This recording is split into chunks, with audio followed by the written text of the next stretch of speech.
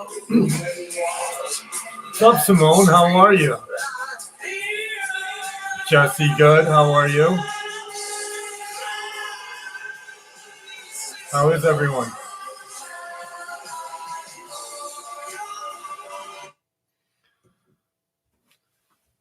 Simone, Jesse, Jess, Marcy. Hello to everyone. How are you guys? The only disciple. What's up, brother? David, how are you? There's Margie. How are you? Jeb. RM, how are you? Arabic. Yeah, like a couple minutes early, Larry. Good seeing you. How you doing? Larry, what's up? The two Larrys, Larry Lindman and Larry Fisher. Conscious Wander, how are you? Nightmare 1947. Donnie Combs, DB Mac, Carol Hollenbeck. There's Janie, the channel's godmother. Just a live stream, brother. Just a live stream. How's everything going? George, how are you, buddy? Harry? Getting some no videos going there, disciple? MJ Bates, 124. How are you? Jason, how are you, buddy? Wesley, September. Hollow. Jane Doe, Wendy. It's going fast tonight. I've been cruising. Wait a second. Wait. I've been cruising in the Bahamas. Dang. Bet you got a tan. There's Troy. How are you? The Bahamas. Mr. Haunted, how are you, buddy? 5 rings. Brother, I thought we were fucking toast last night, man. Oh my God, 4-11. What a just a shit show was that. But we held them off from the 6th to the end of the game. We held them. We didn't let them gain anymore, so that was good. Jimmy, what's going on, buddy? Tammy, how are you? Oh man, I was depressed about that. But I was like, all right, at least we didn't get too bad. Delirium.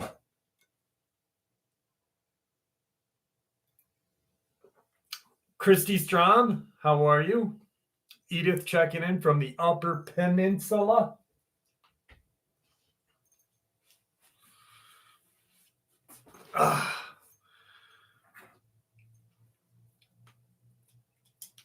Jimmy still hasn't said hi to me, the prick.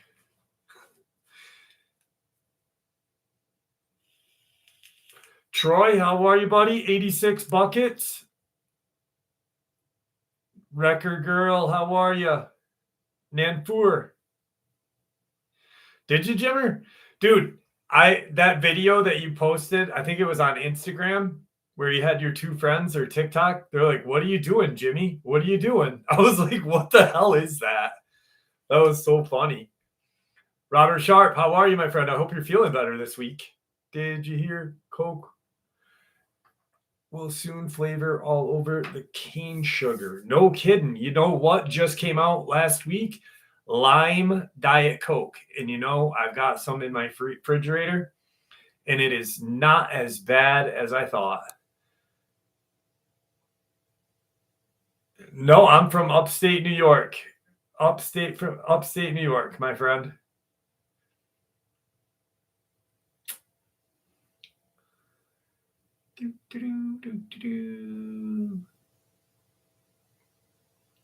I noticed that like some countries have the cane sugar Coke. They don't even call it Mexican Coca-Cola. I know, but you know what? I love lime Coke so much that it's got to be. I can do with the aspartame. Hit them with the wicked. Wicked. Cherry Coke's all right. It's all right. I'm not a big fan of cherry Coke. I think I drank too much of it. Tyler 420, how are you? 4364, how are you? Sean McCabe, what's going on, brother? Jimmy just sent me a text. Evidence. Sonia. I like lime Coke in a bottle. I have never had lime Coke in a bottle. I don't know. I've looked for lime Coke, regular Coke, but I guess they made it a while ago. But instead I go to Price Chopper, which is like our grocery store up here. And they have one of those Coke machines that have like 800 flavors. And I always check. I'm like, is the lime ready? Yup, lime, push it, put a little bit in, make sure it's good, then fill my cup up. A lime in Coke is fire. That's all I fucking love lime Coke. It's so good.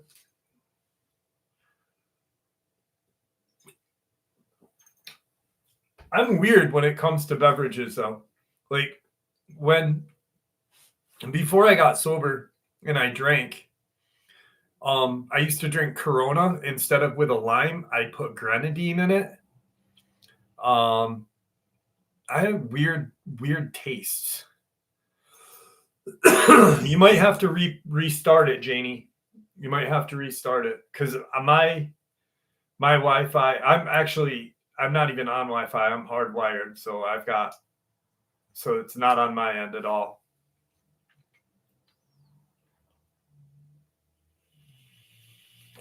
IE Native, how are you? I'm doing well.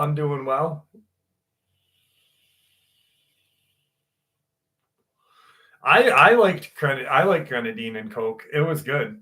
I thought it kind of extinguished that skunky flavor. It is a fast chat. You're absolutely right, Janie. I feel like I'm missing people. Lake Superior, Maggie Mayhem, how are you? I did that yesterday. Papa. SDL, how are you, buddy? Robin? I do occasionally put a fresh lime in my Coke. Couple times on the live stream, I had that little lime bottle that I just squirt a little bit in. Yeah, I heard of grenadine and Zima back in the day. I didn't mind Zima. It tasted like liquid aspirin, but I drank it. Of course, I was in high school, so I drank pretty much anything that I could. Boone's Farm was my favorite.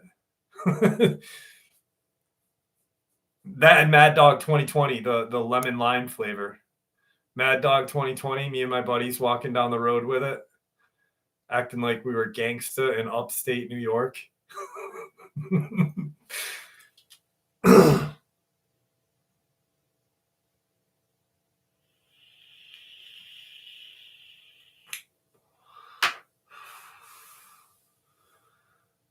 We didn't have Cisco up here. We didn't have Cisco. For some reason, there was no Cisco. We had Boone's Farm. We used to get the Old E. We used to have like this homeless guy buy us Old E. I don't know if he was homeless. He looked homeless. He used to ride a bicycle around and collect bottles. His name was Frankie. And we always used to give him cigarettes and shit. He'd be like, you got a cigarette? Yeah, you got a cigarette? Got extra beer? Huh? Got extra beer? Yeah. That's how he sounded. He was awesome, though. I loved him.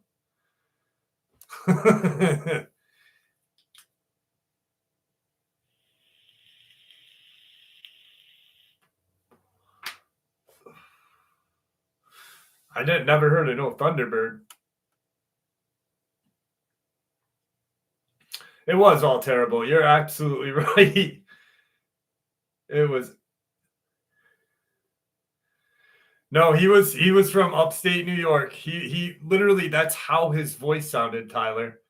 He was a strange guy.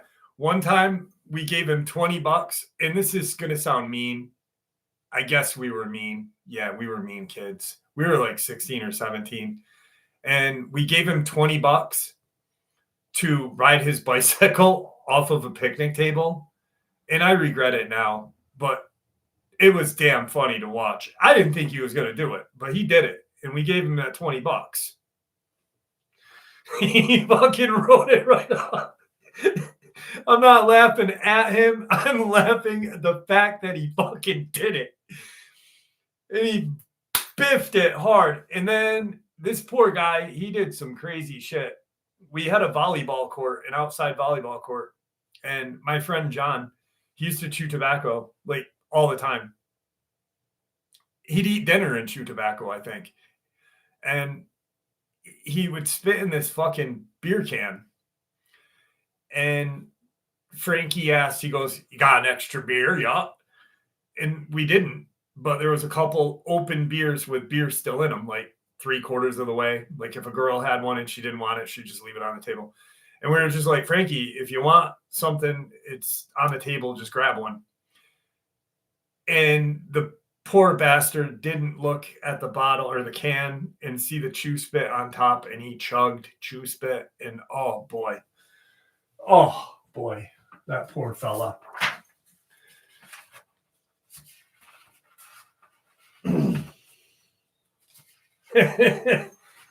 Oh man, that poor guy. But you know, those were the days. Those were the days of growing up and learning life.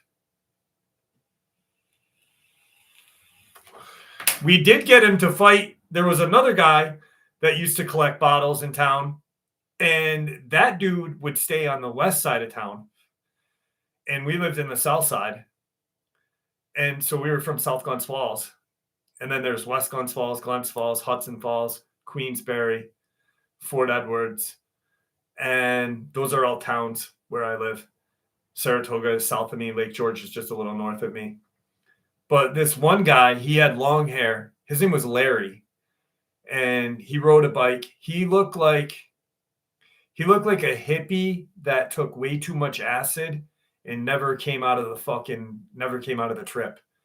But he came down to the park one day, and they had established zones. Like Frankie never went to Glens Falls to bottle collect, you know? And fucking Larry rolled into the park, and we were like, "Frankie, what's he doing?" I'm like, "He's taking your cans." And we all hyped Frankie up to go fight him. Oh, Frankie got beat up that day. Fucking Larry kicked the living piss out of him. It was bad. Bum wars. Oh my God, Copenhagen. Oh, that poor little girl. Dang it. All right, let's start this night. I got 3 awesome Lizzo stories. I'm going to tell you the titles. All right, so tonight, Lizzo faces the Headless Horseman. Lizzo faces Clyde, the Space Cowboy. And is Brian Mons in here tonight? I haven't seen Brian Mons tonight, but I'll wait for that one. There is a Puckwudgie. Lizzo faces a tribe of Puckwudgies. And if you don't know what Puckwudgies are, well, they are little devious creatures from Delaware and Massachusetts swamps. So, all right, here we go. We'll start this night off with a very creepy experience. First, I would like to say that this is not my experience. It happened to a friend of mine whom I'm trying to help find answers. I was recently hospitalized for respiratory lung and chest itch. I can't fucking speak tonight. First, I'd like to say that this is not my experience, that it happened to a friend of mine who I am trying to help find answers for. I was recently hospitalized for respiratory lung and chest issues. I was given my own room that was private, but very isolated. As I know now, the ward I was in was specifically isolated for COVID patients. The moment I was submitted, the air in the room felt heavy. I just assumed it was because I was tired and didn't really want to be there. Saturday night, I was waiting for a nurse to put my IV back into my arm as it gave me problems that morning and was removed. At around 10:30 p.m., I was falling asleep when I was suddenly awoken by what I thought was the nurse or some man that was trying to steal my phone from the table next to me. Upon looking at what was next to me, my room light switched on, and I saw a pitch black man looking thing in a crouched position running from my bedside towards the bathroom. An elderly lady had entered my room to use the bathroom, assuming it was her room. After visiting ours Sunday afternoon, everyone had left and the atmosphere felt very heavy again. I did not mention the black shadow figure as I assumed it was my imagination. At around 11 p.m., I ended a chat and decided that I was going to try and sleep. With that said, this weird sensation came over me to just pray for my family and make sure that they were safe. I was lying on my stomach with my right hand under the pillow and my leg bent when suddenly felt this bat creature like man thing pin me to the bed.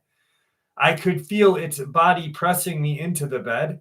I tried to scream and move, and after struggling, I managed to turn myself around. What I saw, I hope to never see again or experience again in my life. It had wings and a face like a bat/gargoyle. I managed to turn and saw the thing spring and disappear. I stayed awake for the rest of the night, crying, hoping to never see it again. I booked myself out of the hospital the next day. I would like to know what exactly that was that I had seen.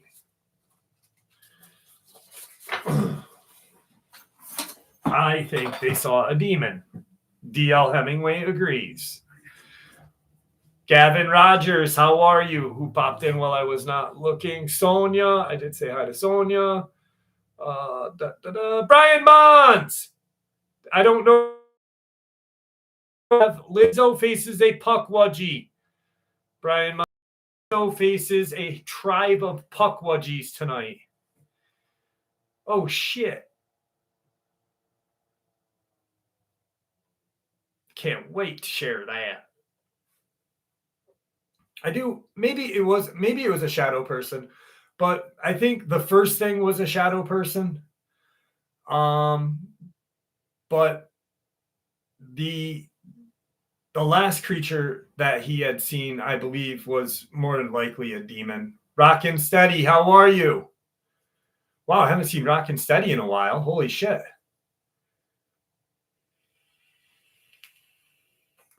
Good seeing you, Rockin' Steady. Glad you're with us. A demon, my ex-wife, same thing. Cygnus, how are you? I hope I said the name properly. I figured you were. They can't assume. You're absolutely right, Ermic. When you're right, you're right. When you're right, you're right.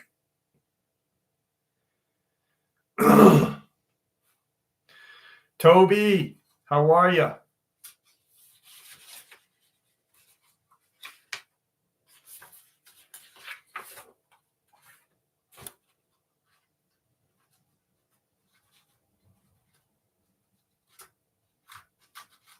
I'm not talking about a cryptid monkey crap. I'm talking about a demon or a shadow person.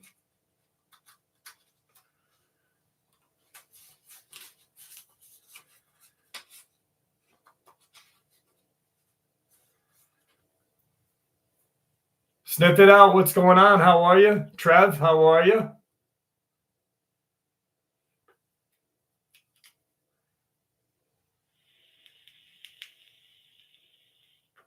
I think in December or November.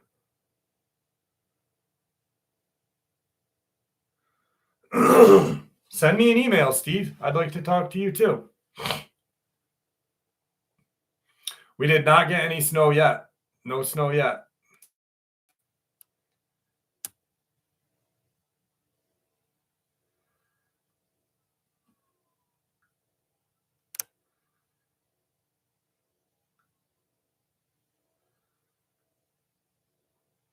Thank you, Rockin' Steady. All right. This happened to me 15 years ago now, but this has baffled both myself and my dad, and we talked about it ever since.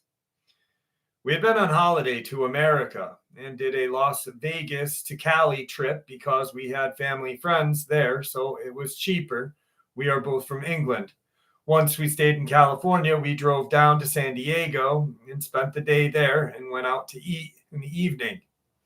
We went to this place I can't remember now. I could probably Google Maps, but it was like an open area with lots of different shops and restaurants. It was very busy and there was lots of people walking around. It was dark by this point and it was fairly light at night. There was about 10 of us eating out and we all picked a place to eat, but then it happened. Myself and my dad were stood at the back of the queue to wait to get into the quite busy restaurant. And randomly, this guy comes out of nowhere, even though I sort of watched him walk towards us. He was wearing a orange slash yellow t-shirt with some sort of emblem or writing on it, standard looking, and dark colored shorts. He had a big belly on him, and he looked native or Latino, and was carrying two shopping bags, one in each hand. Why I'm describing this to you guys is to give you context as to why this is even more strange. But suddenly, notice this guy's jet black eyes. Like, I could not even see a single bit of white. They looked like black holes. He walked straight up to my dad, who was at the time holding my sister. She must have been 4 or 5, and started talking to him. What was really strange is that I immediately sensed danger, like I thought I was going to get into a fight with this guy and would be defending my dad. Now, I actually have no idea why on paper, because he was the most unassuming guy and was literally holding two shopping bags in each hand. So he did not look like a threat, but instinctively and throughout the whole conversation, I was on high alert, like harm was about to come to us. What was interesting is I knew my dad felt the exact same way because he had got into a fighting stance. We are both trained in martial arts. And I am not saying this from a place that I am a fighter or a badass, or he is either. I've never actually been in a fight, but that was my initial reaction as the energy this guy gave off, and that he was dangerous for whatever reason, plus the black eyes. Looking back, this is why I believe he was holding the two shopping bags to look less of a threat because he gave us this visceral, dangerous aura.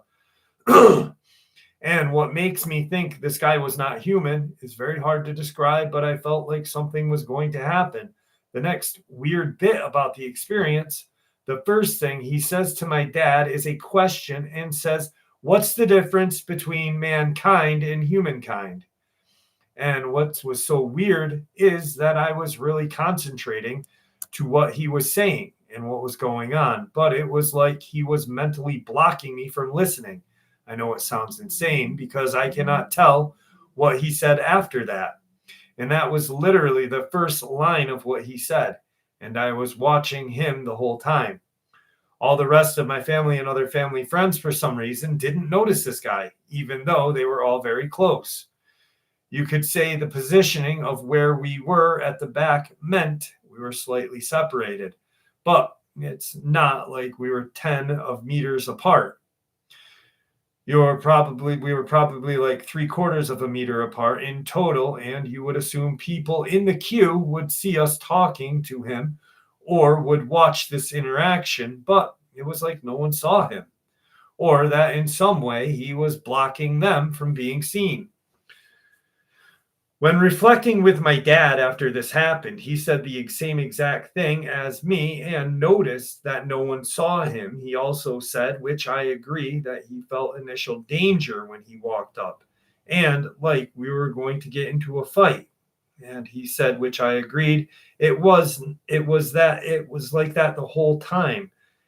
It was like time had changed, like it slowed down. Almost that's what made the interaction possible without him being interrupted or noticed.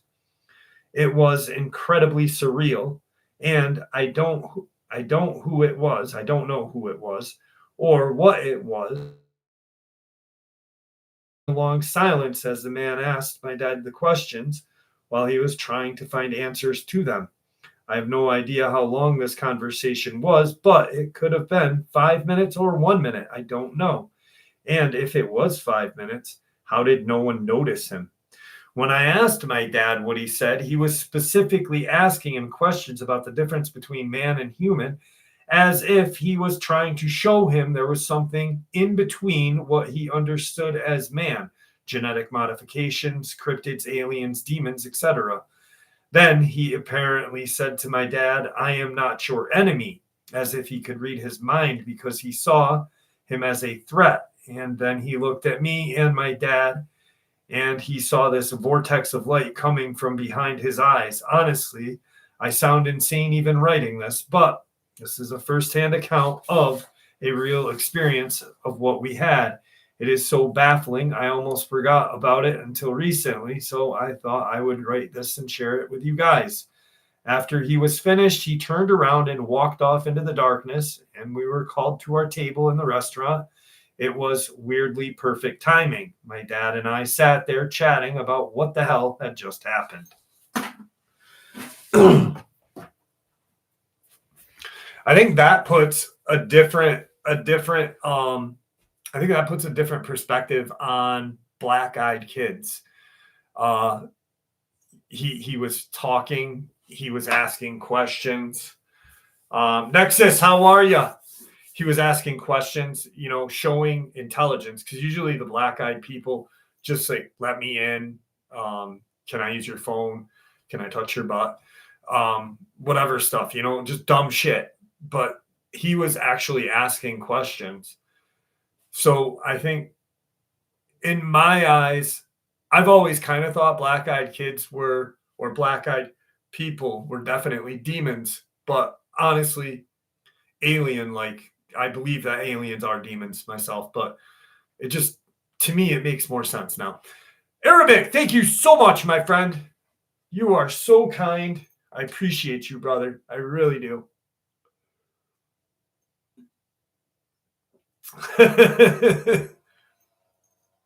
Well, that's why I think they're aliens, because I really truly believe that, and I believe that aliens are demons, because that's the only thing that makes sense to me.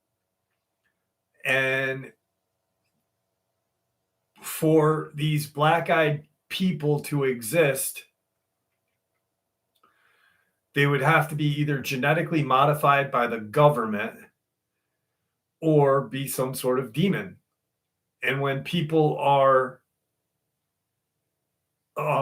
possessed and whatnot by demons, their eyes have been known to turn black. So just my uplifter. Thank you so much. Wow. Thank you, guys. I appreciate that. Thank you. Mikey, how are ya?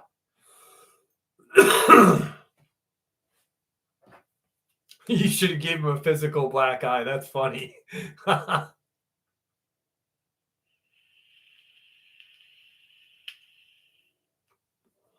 Or possessed. Okay. Turbo Christ, how are you? Brian Mons, I don't know if you heard me, but Lizzo faces a group of puckwudgies tonight.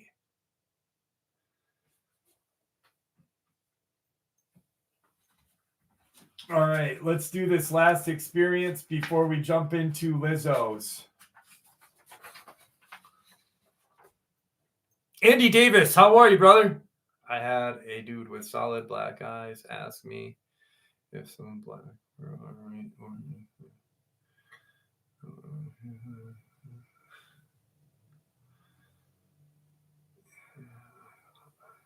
Huh.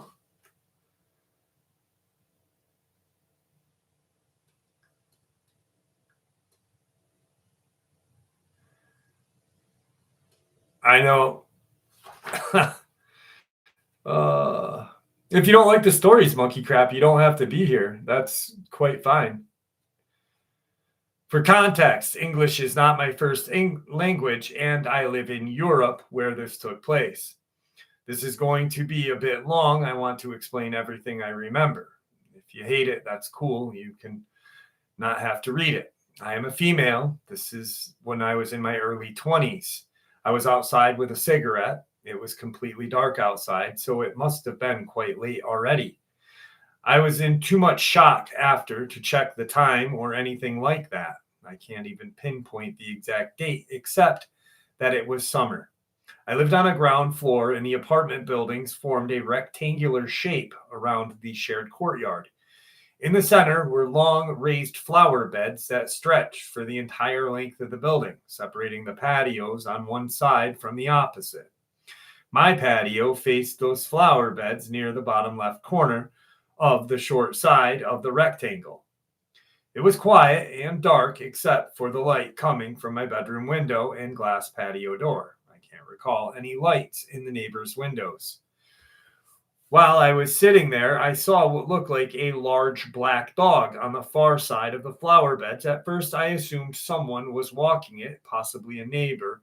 There were They were at the long opposite corner of me, walking along the flower beds. I thought it was unusual, but though nothing of it. Just some guy walking his dog before bed. Couldn't really see anyone with it, but again, I assumed that it was just dark. As the giant black dog, walked along the flower beds, I realized that it was completely alone. It starts heading in my direction. When it got closer, I could clearly see that its eyes were glowing yellow, not just reflecting light, but actually glowing. It was huge, silent, and the way it moved felt wrong somehow. Now that it was weird, not that it was weird in any way, but calm and almost with a purpose. I froze when it came around the corner and continued coming. My heart was racing because I thought it was a real dog and that I was about to get attacked. I am not usually scared of dogs, but once again, it was dark and it was glaring at me and huge. It didn't run or change pace. My heart was in my throat and I was completely frozen, my back pressed up tight against the back of my patio sofa. But then, right as it stepped into the patch of light coming from my window and patio door, it vanished instantly. No sound, no blur, no running, just gone. I sat there, frozen, in disbelief about just what I had seen at that spot where it had walked up, but now was not. The moment it disappeared, I panicked, run inside my apartment, shaking like crazy. I've told a few people this experience, and each time I literally start shaking, having a physical reaction. A couple of weeks after I saw it, my pet bunny died, and I thought no more of it for a while because I was sad over my pet. Then a few weeks later, I got a new kitten. I didn't link these two things to be anything relevant until I started Googling and found a Wikipedia page about black dogs or hellhounds when things finally calmed down. Reading about it did not bring me closure because I have never spoken to anyone who has seen something similar or shares my experience. It just says it's a folklore and didn't validate me enough, even though it's pretty similar to my experience. That's a skeptic in me. Even now, I doubt myself, even though I know what I saw. One of my friends said I'm likely sensitive to things like that, and that's why I saw it. I've always had weirdly good intuition, and I do like the paranormal stuff. I am super into space and alien stuff, but I have never been a believer in anything particular when it comes to the paranormal. I am not special, curious at best. Context: I have never seen anything remotely like this before or since. I've never hallucinated, taken drugs, and I don't drink. I was not sleepy or dreaming, nor having any mental crisis aside for a chronic sleep paralysis. There is nothing unusual about me.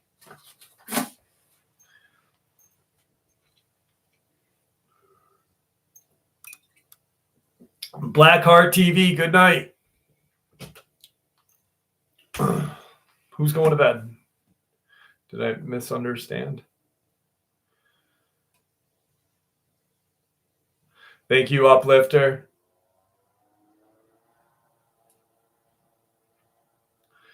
All right. It is a half an hour in, and we will start this Lizzo extravaganza with the Puck experience.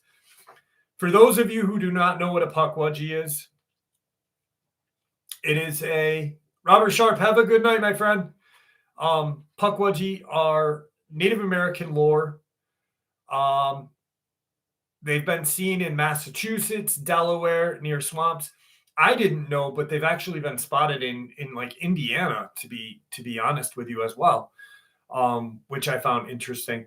But mainly in the Massachusetts, Delaware region and near swamps, especially. So, and they're little short, hairy, gremlin-looking things. Sometimes aggressive. So, let me hit my jewel real quick. Did it die?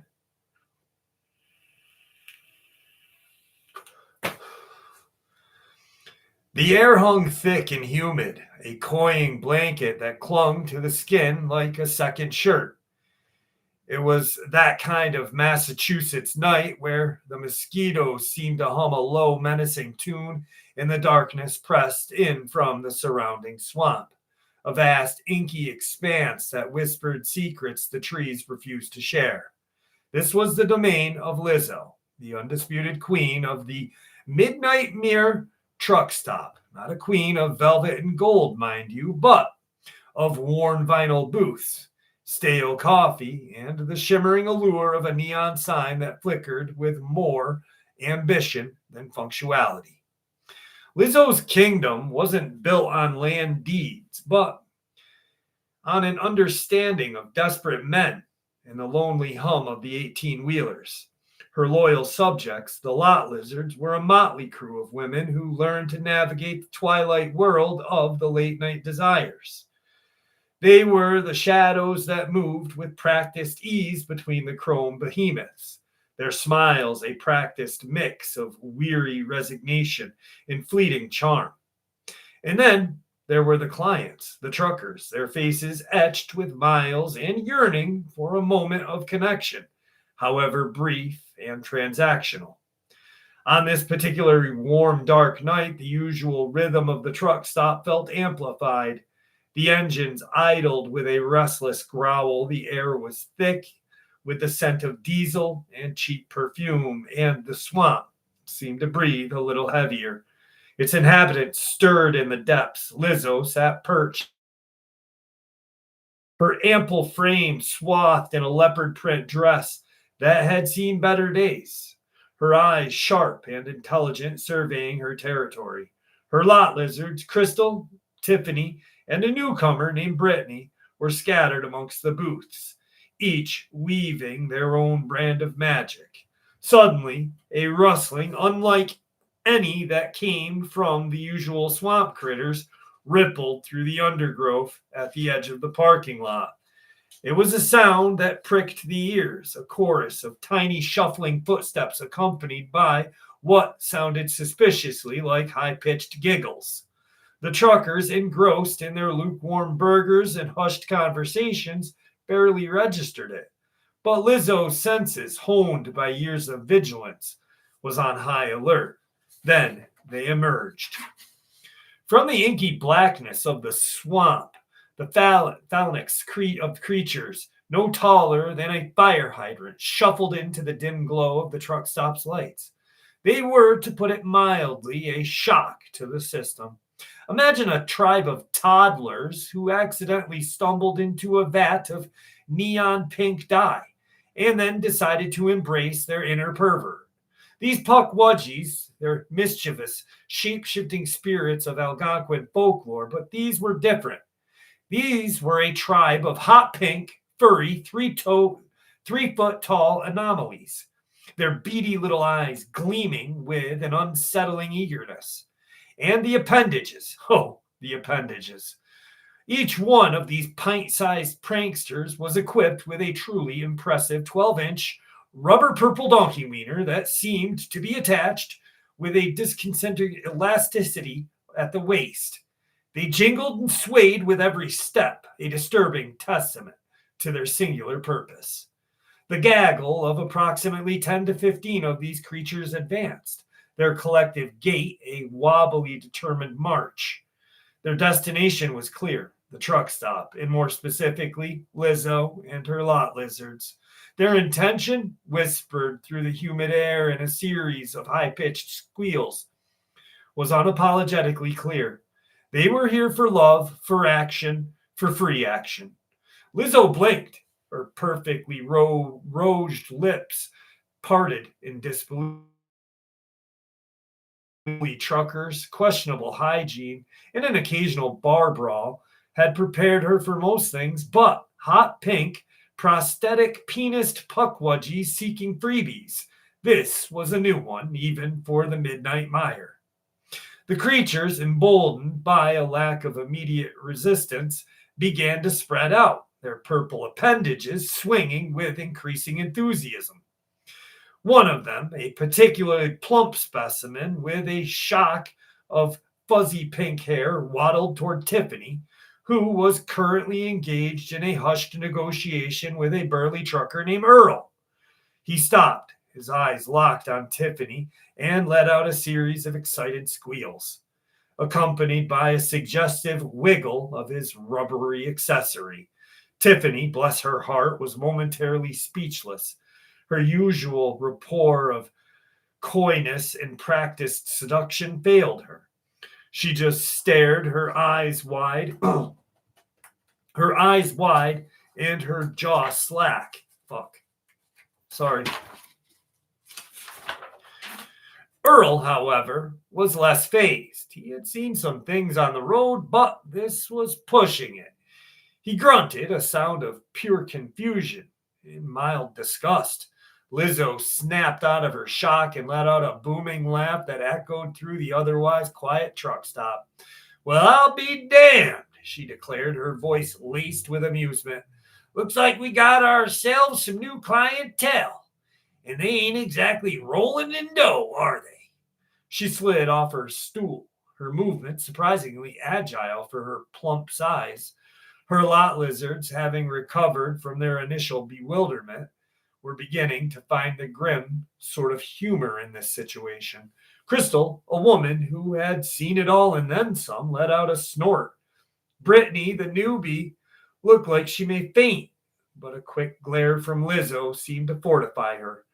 The puckwudgies, meanwhile, were growing impatient, their squeaks becoming more insistent, their wiggling more pronounced. They were clearly expecting a warm reception, a receptacle display of, well, whatever. Hold on there, little fellas, Lizzo called out, her voice taking a steely edge that could cut through the humid air. You think you can just waltz in here and flash your assets and expect a freebie? This ain't no charity drive, honey. The lead puckwudgie, the plump one, puffed out his pink chest and let out a series of demanding squeaks, pointing at his rubbery appendage first at Tiffany, then at Lizzo, and then in the general vicinity of all the available lot lizards. The message was clear. They wanted what they came for, and they were not about to pay. Lizzo smirked. Oh, you want free love, do you? Well, you came to the wrong swamp, my little pink pervert. She gestured to her lot lizards. Girls, you know the drill. We don't give out handouts, but we do give out consequences. A collective understanding passed between the women. A weary resignation in their eyes was replaced by a glint of something far more primal, a righteous fury, a deep-seated annoyance at being propositioned by creatures who clearly had no concept of personal space, let alone a cash transaction. Crystal, with a practiced nonchalance that belied the absurdity of the situation, casually reached under the counter and pulled out a sturdy industrial-grade broom. Tiffany, abandoning Earl with a mumbled apology, grabbed a half-eaten bag of potato chips and hurled it with a surprising force at the nearest puckwudgie, hitting him squarely in his fuzzy pink face. Brittany, still a little shaky, managed to grab a discarded beer bottle and brandished it like a weapon. The puckwudgies, who had expected seduction, were met with a swift and brutal reality. The lead Puckwudgie, upon receiving a direct swipe from Crystal's broom across the suspiciously bouncing appendage, let out a shriek of pure indignation, and hadn't anticipated on a physical response, let alone one delivered with such efficiency. Lizzo, with a roar that could rival an 18-wheeler's horn, advanced on the plump Puckwudgie. She didn't need a weapon. Her sheer presence, combined with the righteous anger of a queen defending her territory, was enough. She swung her leopard print and fury and delivered a surprisingly swift and effective kick to the Puckwudgie's, its posterior. The creature yelped a high-pitched sound of utter shock and pain. Its purple donkey wiener, propelled by the force of the kick, swung wildly, nearly missing Lizzo's face. The other Puckwudgies, witnessing the swift and decisive counterattack, faltered. Their bravado evaporated like dew in the morning sun. They had come for easy pickings, for free affection. They had found themselves in a hornet's nest, albeit a pink and rubbery one. Tiffany, now fully embracing the chaos, unleashed a barrage of chip crumbs and half-chewed pretzels, effectively blinding and disorienting several of these small creatures. Crystal, with the grim satisfaction, used her broom not just to swat, but to herd, guiding the panicked Puckwudgies back toward the swamp. Brittany, emboldened with the success of her colleagues, let out a whoop and threw a crumbled napkin which landed with a soft thud on the fleeing Puckwudgie's head. It was a minor victory, but victory nonetheless. The Puckwudgies, their dreams of free love shattered, their pink bodies quivering with a mixture of fear and embarrassment, began to retreat. Their wobbly, determined march had devolved into a panicked scramble. They stumbled over one another and their rubber appendages, their squeaks now replaced by whimpers of distress. Lizzo stood at the edge of the parking lot, her chest heaving, a triumphant glint in her eyes. She watched as the last of the hot pink furry perverts disappeared back into the shadowy embrace of the swamp, their purple appendages trailing behind them like deflated balloons. The roar of the truck engines seemed to return to its normal, comforting drone. The truckers, who had mostly observed the entire bizarre spectacle with a mixture of amusement and bewilderment, started to chuckle. Earl, who had been briefly forgotten, let out a hearty laugh. Lizzo turned back to her lot lizards, a broad grin spread across her face. "See, girls," she said, her voice full of pride. We may not be fancy, but we know how to defend our turf. And we definitely ain't giving away freebies to no rubber-penised swamp rats." Crystal, wiping the smudge of pink fluff off her cheek, nodded in agreement. Tiffany, still giddy from the adrenaline rush, let out a squeal of delight. Even Brittany, the newbie, managed to shakily let out a genuine smile. The Midnight Mare truck stop had seen many strange things in its time, but a new record. And as humid air settled back into the oppressive embrace and the swamp whispered its secrets once more, Lizzo and her lot lizards knew one thing for sure. They were the queens of this roadside kingdom, and no amount of hot pink fur or phallic rubber was going to change that. They were tough, they were resilient, and they were not to be trifled with, especially not when it came to their livelihood. The Puckwudgies, however, had learned a valuable lesson. If you wanted action at the Midnight Mire, you better prepare to pay the cover charge. And that charge, unfortunately for them, is not in rubber goods.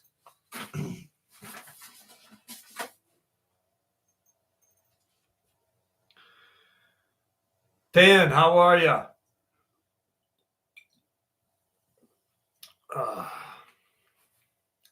Shut up your face. How are you? That was a good one, wasn't it?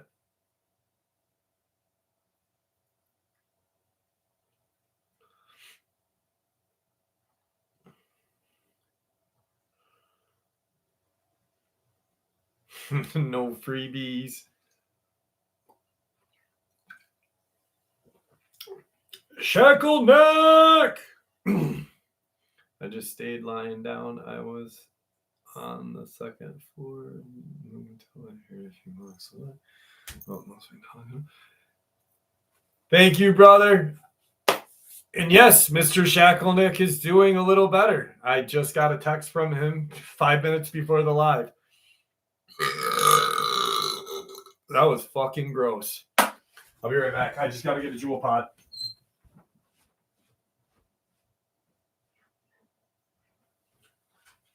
I'm right back. That was a filthy, foul burp. Rockin' steady. Good night, brother. Wait, you're going to bed? Or is 10? 10? 10? 99? It was a good one, though. It was like, that was a Lizzo Coke burp. That was a Lizzo Coke burp.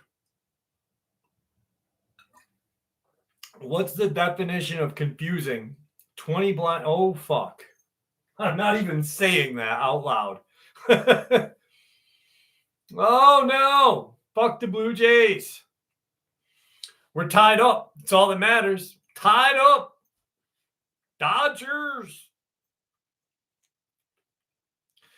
Tigger has been so loving today. It was such a weird. He fucking stare at me like this all day. And then he tapped my leg. I'm like, stop. He's a good boy. Okay. Rockin' steady. If you're still here, good night, brother. It was good seeing you. I missed you. Tigger is okay. Why wouldn't Tigger be okay? Tigger is definitely okay. I know. Now we're heading to LA. Damn, that's tomorrow night, too. That's tomorrow night. I had to explain that. I was just like, it doesn't matter what happened last night, because if we win today and we're going home, it's over. We're done. They're done. Blue Jays are going to get squashed like a little fucking purple donkey wiener.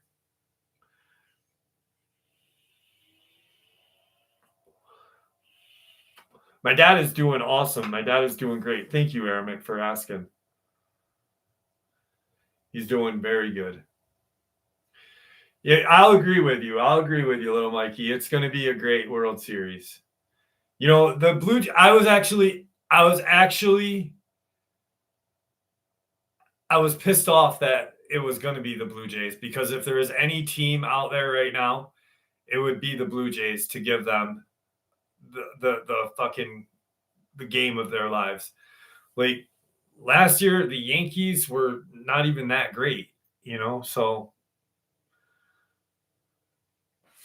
no, it was not Tigger's friend, David. Thank you for asking, though. I don't know. It was gone in the morning, so someone actually got it. Tyler, I was hoping it would be the Red Sox and the Dodgers, because I love the Red Sox.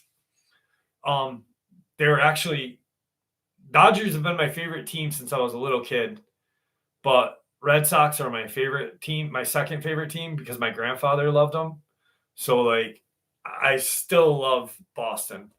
Plus, I consider myself more of a New Englander than a New Yorker, if that makes any sense. Just because I spent a lot of my time in Maine as a kid. And, you know, my family lives there. So it's like, I basically feel like I am a New Englander.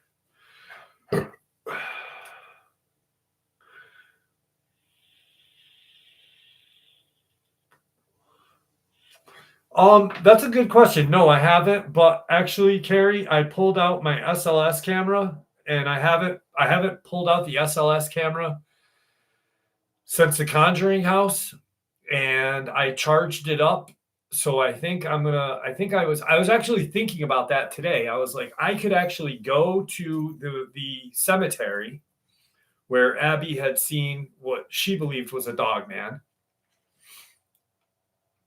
and do like an investigation down there, which I've brought you guys to. There's a couple videos of that cemetery. It's absolutely huge. It's like, acres and acres and acres and acres of land.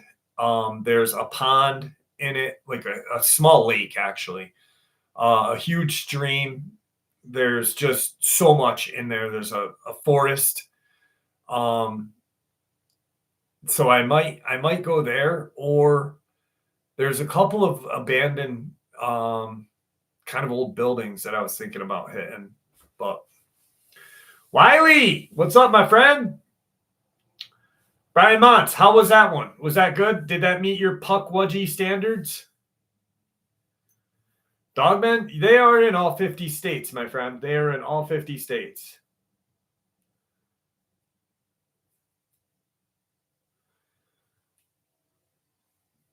It's more like a lake, Turbo Christ. It's actually huge. It's gigantic. And Abigail, this is I when I went there, um, she was down. There's a hill, and there's two. Fuck, my brain just shut off.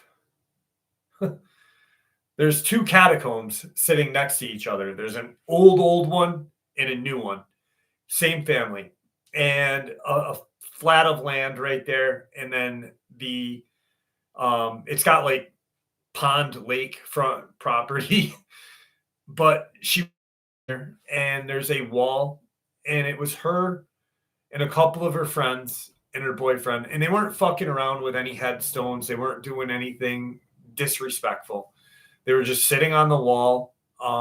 It was a moonlit night, not really a full moon, but it was pretty lit up, and they were smoking some weed, and they had heard some kind of noise, and they had looked, and they saw a shadow of what looked like a large dog at first, and then it stood up, and it was on the opposite side of the pond by the stream. And then they saw these lights, these green lights, like click on, and they just all took off running. Her boyfriend lives across the street from the cemetery.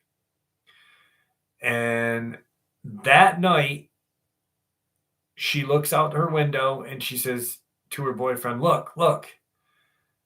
And he looks out, and I've got the picture on my phone. I've shared it on the channel before. There's a picture of a face of a dog man in this, like, there's like a, what are they called? Not a stockade fence, but the post fence, the beam and post fences. So it's like 5 rungs high. So it's not like, it's a little taller than the regular ones. And you can see its head between the two things. It's very interesting. So what's up, Ginger? How are you?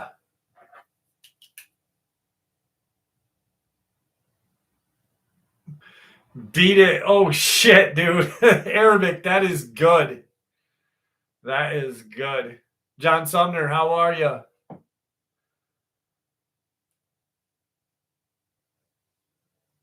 The pooper Punisher. She already beat up a Bigfoot.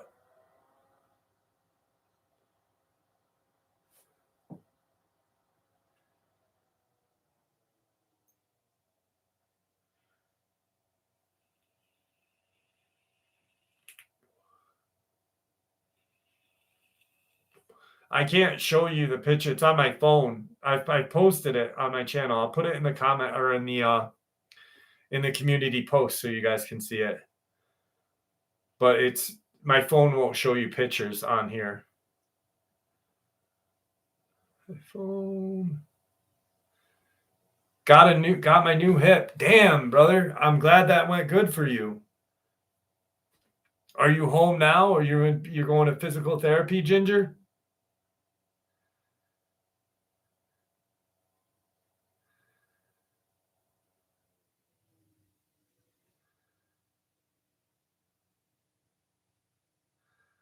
No, I have to check that out. Shut your face up. That's actually interesting. Do you have the link to that video? If you do, could you email it to me? Because I'd like to check that out. That's actually cool. Thank you, SDL.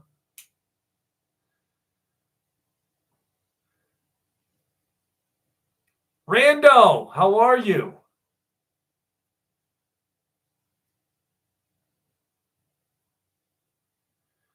How do you prepare and cook your steaks?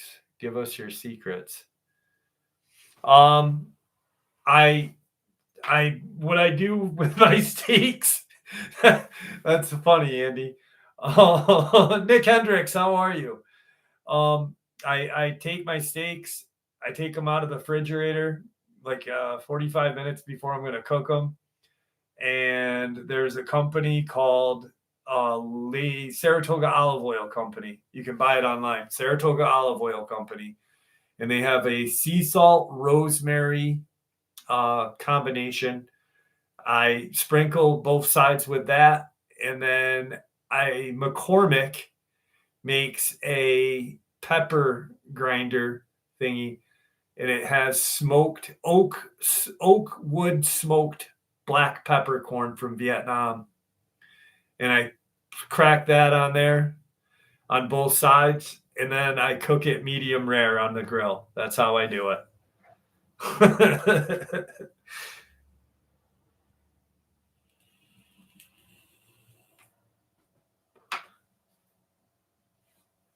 I don't.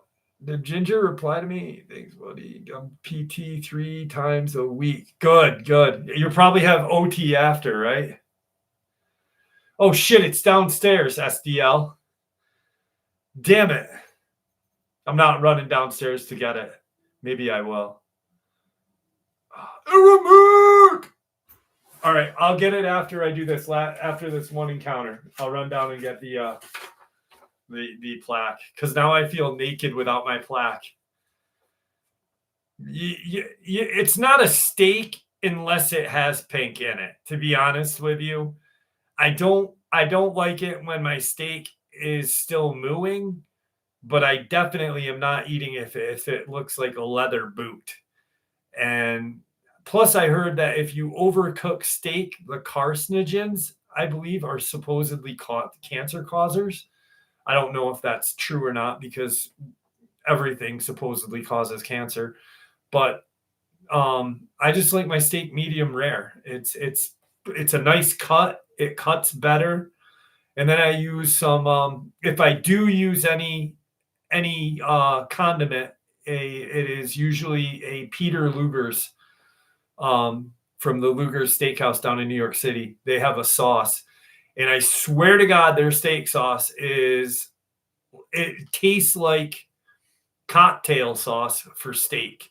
It has a little horseradish in it. It's got like a sweet horseradishy taste to it. It is perfect. Tina Marie, how are you, dear?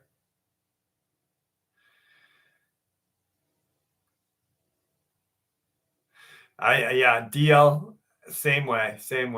But yeah, if you guys, Peter Luger's Steakhouse, you can get it online. They sell it up here in the grocery mart.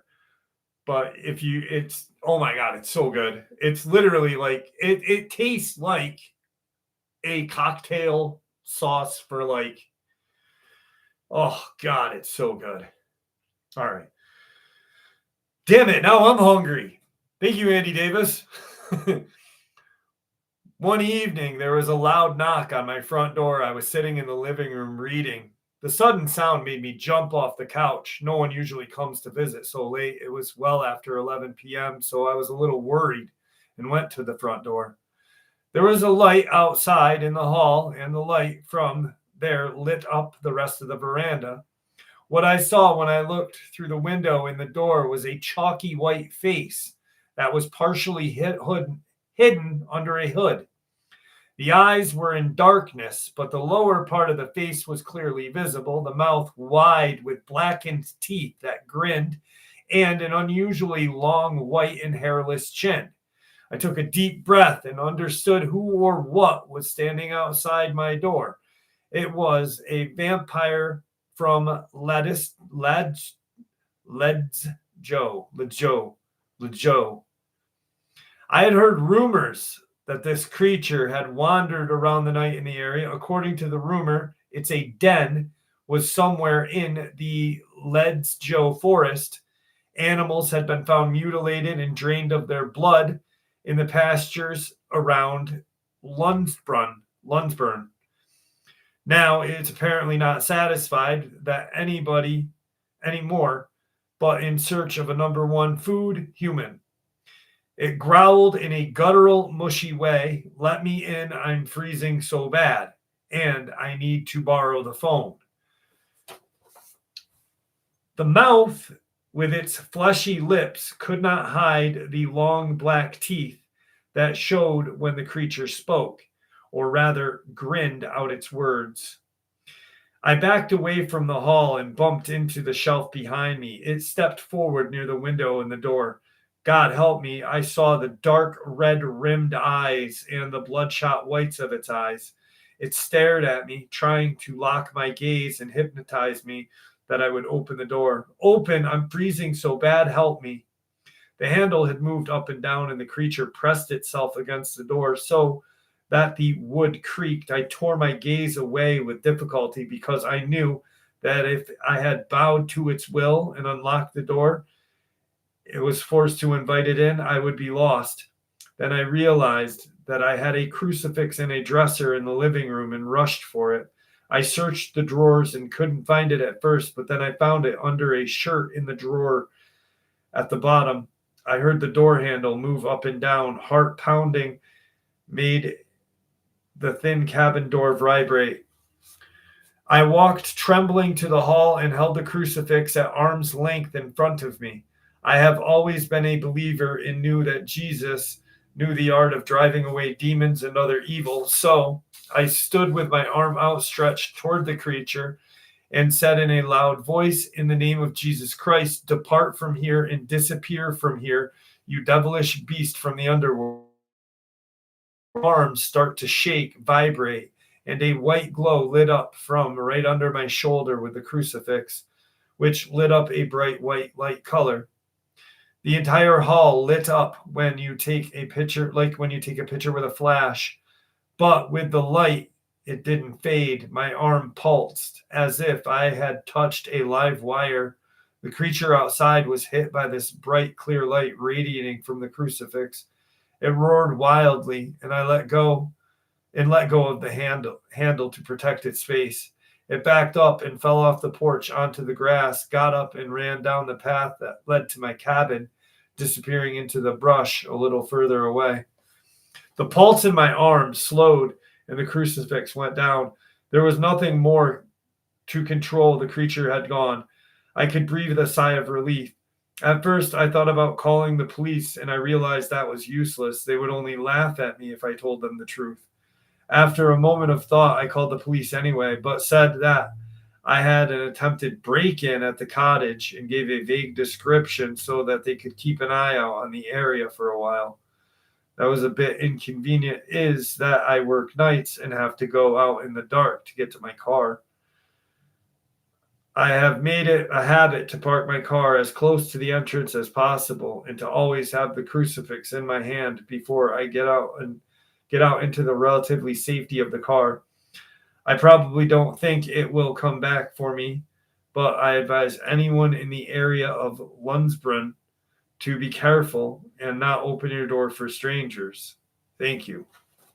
Now, there actually was, I looked this up, and there was a bunch of animal attacks in the area of the Lunsburn or Brun. So I don't know if that's, but I've never had like a full on vampire. I've had ones that resemble vampires, but this is an actual legend of and the creature. It also reminded me of a black-eyed child as well. Like, "Let me in, I'm freezing. Let me in, I need to use the phone."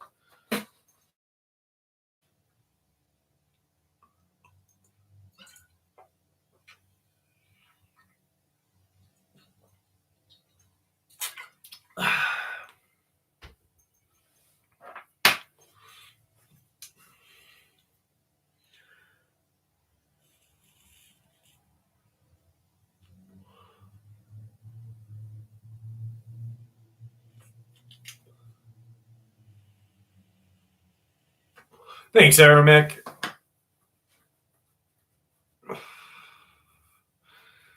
I don't know. I wonder if that's a thing because, we fail to realize, like, when we think about these black eyed kids, vampires aren't looked at often. You know what I mean? Like, it's almost like vampires have, like, the legend or lore of vampires is gone. There's a reason for that lore. We now know that the majority of the scary stories and stuff all come from real happenings. Like The Descent. I believe that whoever wrote the movie The Descent had stumbled upon or seen one of those creatures, the crawlers. Werewolves have been in history forever. Cynocephaly, the Dogman. But vampires, just maybe, here's the thing, just maybe they have a connection to the black-eyed kids, black-eyed adults, because vampires need permission, need an invite to be let in the house. And strangely enough, the black-eyed children do as well. Now, some people may say there is a correlation with demons, but demons have been known to be in people's houses without an invite. So that really doesn't match. But these things may be something much different, some sort of different kind of demon, something older, like an older kind of an ancient evil. I'm not sure. I don't know. I'm not a fucking expert. What's up, 59?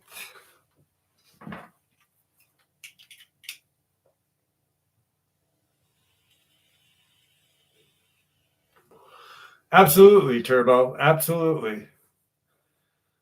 Welcome to Derry. Yes, it is on tonight. I'm excited about that.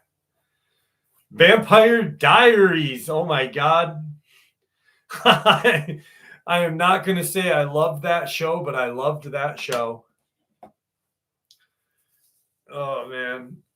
What does that make me that I liked Vampire Diaries? Damn it. Oh shit. Supernatural was awesome. What the fucking what's that other one that was pretty good? Grimm.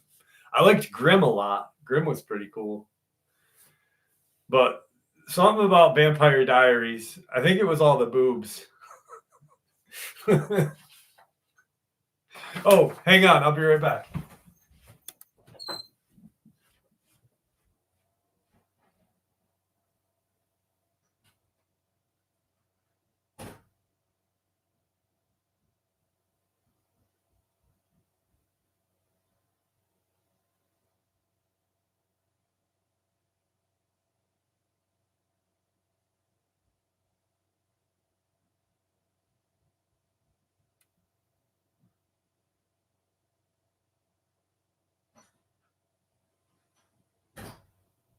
I'm coming. No, I'm coming.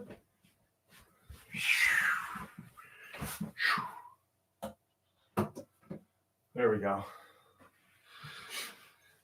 That's better. Oh, True Blood. True Blood. Yes, True Blood. I was thinking Vampire Diaries. Thank you, Stacy. True Blood that's the show I was thinking of. That had all the boobs. True Blood. True Blood on HBO. Thank you, Stacy Lockett, for reminding me of the real name of the. The first time I saw that, I was like, "Oh, this is a good show."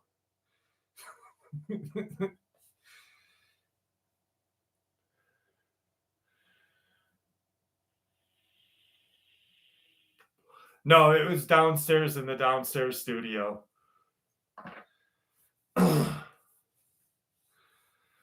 Tales from the Dark Side was an amazing show. Amazing show. I love Tales of the Dark Side.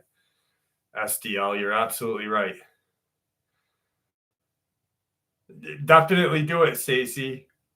I literally just finished watching it. Oh man, it's such a they have shapeshifters, vampires, werewolves, fairies, fairy vampires. Fuck, they got it all. Dexter is an amazing show as well, but there's nothing supernatural in that but Dexter, because he's just a fucking crazy killer. Oh, Arabic, thank you.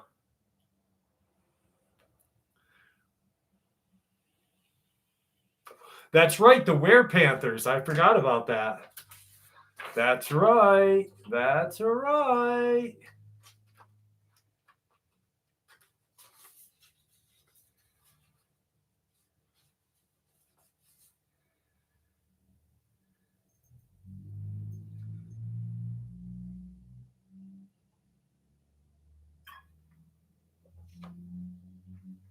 There was a Dexter lookalike serial killer.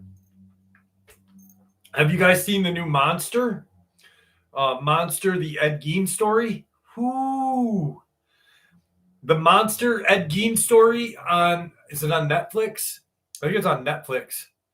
Is fucking amazing. Holy shit. That show is so good. And Charlie from Sons of Anarchy plays Ed Gein. I didn't even know it was Charlie. I was like, and my daughter's boyfriend goes, that's Charlie. And I'm like, from Sons of Anarchy? And he goes, yeah. And I'm like, no, it's not. He did such an amazing job. Like, holy shit, he's an amazing actor.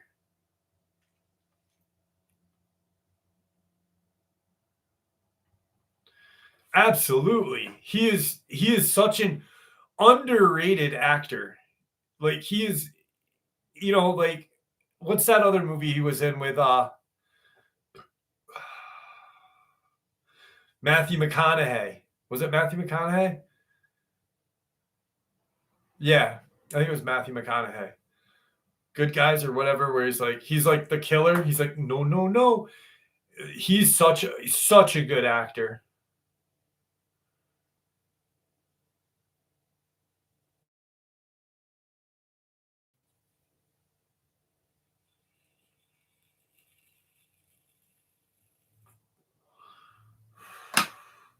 Yeah, I'm looking forward to. It reminds me of when we used to play hide and seek with my uncle. Holy shit, dude.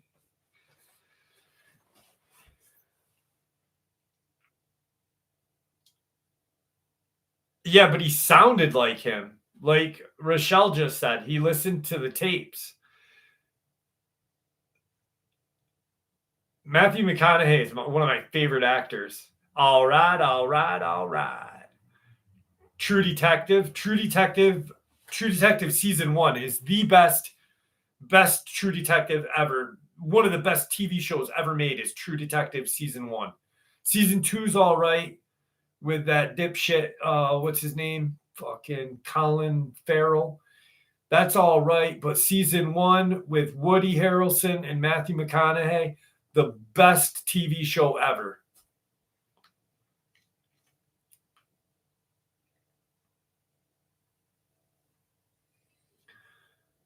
Tina, yeah, it's True Detective. That's what I was just talking about. It's just such a good show.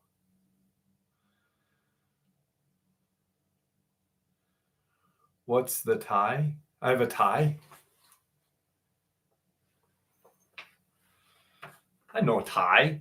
I know a tie.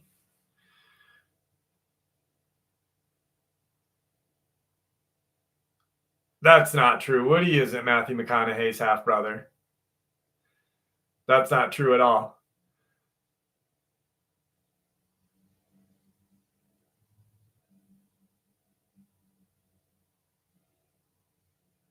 Woody Harrelson's dad was a mafia hitman.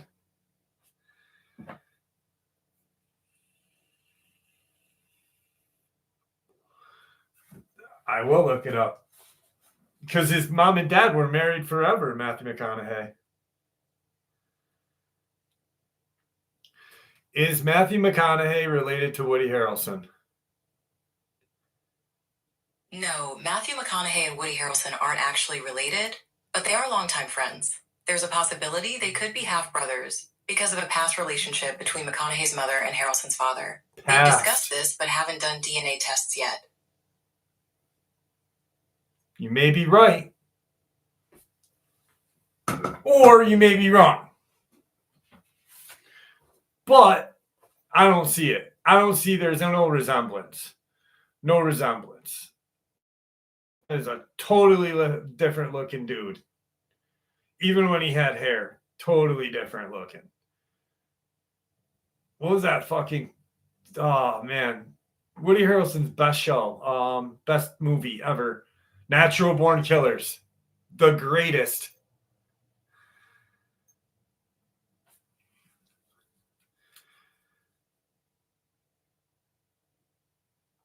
Andy Davis, maybe, but that's like calling Matthew McConaughey's mom kind of a whore. I don't think Matthew McConaughey's mom's a whore. I don't think so. Mrs. McConaughey is not a whore. God damn it. It's Mrs. McConaughey. She's not no whore. She does not work with Lizzo. For some context, my mom's side of the family has always been superstitious, and I am too. She used to live in an apartment where a lady had killed herself in, so she always believed in the paranormal activities. This experience happened a year ago, and I've been chilled to talk about it much. The house I currently live in, where the event happened, is about 117 years old, and I am not sure if anything has happened in it or not. I live in the upper Midwest, if there's any folklore or something to this to explain this. When we first moved in, my mom saged the whole house because she felt better doing that. We've had strange things happen before, such as our guest room door opening all the way and shutting with no air draft to explain the shutting and the sound of a pot and glass breaking, but nothing being dropped. These happened for the first 2 years, but eventually everything stopped and we didn't have any troubles for the next 5. Well, like I said, a year ago, something happened to me. We had been remodeling my room and patching up minor cracks in the wall that had begun to spider. The first of the 3 nights, per se, I had been sleeping with my dog when I woke up to a sound of her growling at one of the corners in my room. I looked at the corner and was weary because I know dogs can sense things we can't, but calmed her down. She eventually stopped growling, but moved up closer to me and laid against my chest, watching the corner still. I fell asleep soon after. Next day, I checked and didn't see anything unusual in the corner my dog had been growling at. Fast forward, I wake up in the middle of the night, a little chilly, and my dog watching the corner of the room again. She barks a little bit, this time growls again, so of course I am now freaked out because now it's happening again. But just like the last time, she calmed down and just returns to watching the corner. On the third night, that was the night that scared me the most, and I still have no idea what I saw, and it still terrifies me.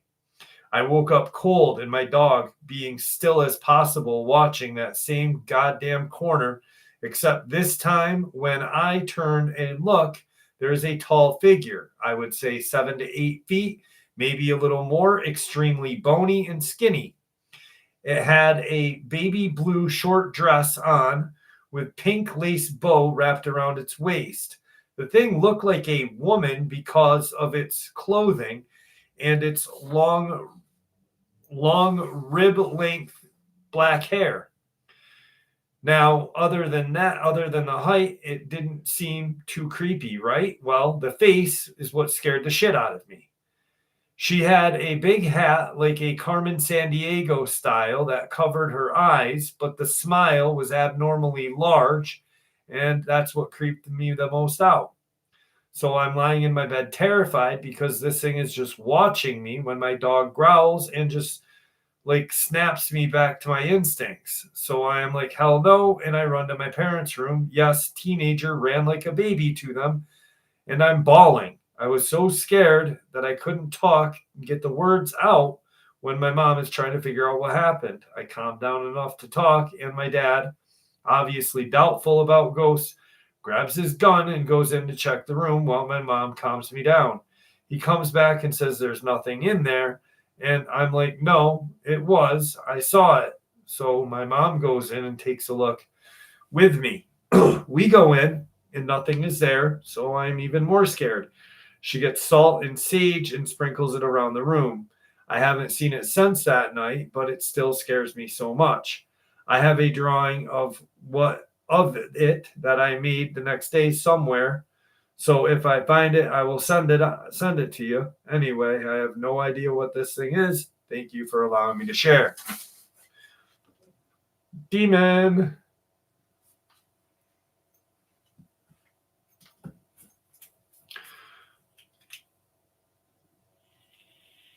Aramic's back. Guess who's back? Tell a friend. Tom Hardy in Legend. Oh my God. He is a legend. He's an amazing actor too.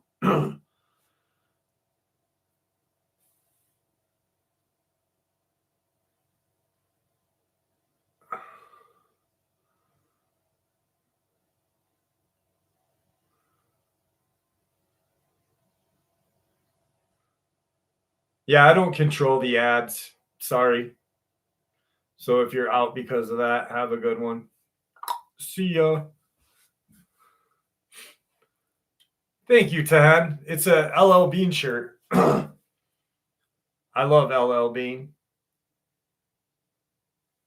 The original Legend with Tom Cruise was awesome. I don't like Tom Cruise. I think Tom Cruise is a cocksucker. And not that there's anything wrong with that, but I don't like Tom Cruise. I think he's just a weird dude. He gets up on couches. He controls people. He's in a cult. He's just a weird dude. I don't like him. No. Plus, he danced around in his underwear when he was young, and that's not cool. That's not cool. Risky business. Not cool. Definitely not cool.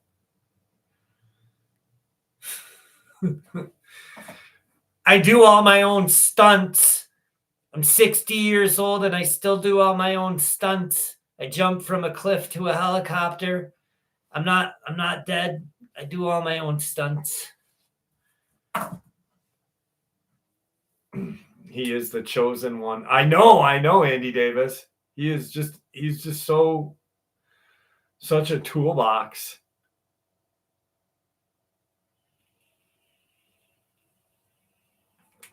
Miss Shelley, that's good.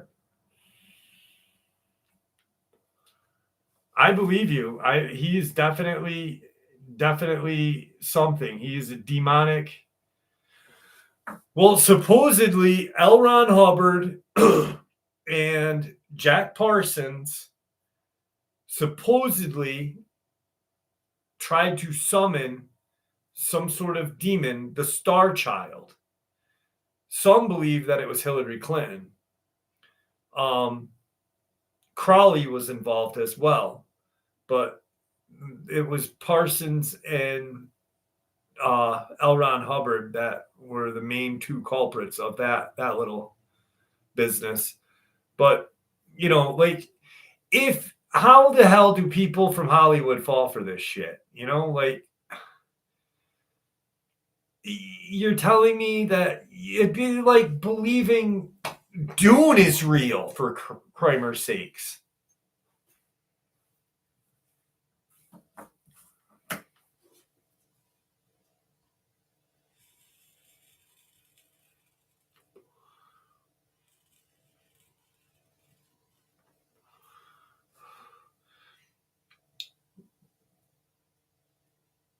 Garth Brooks is a homicidal murderer.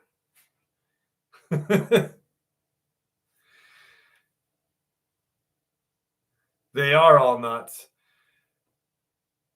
Yeah, I know, Sean, it's real. I believe 100% that those two guys, three guys, Crawley, Hubbard, and Parsons, were like, and then we let Parsons into our fucking, part of NASA. Like, come on, man. And then you want to tell us that our government is fucking pure.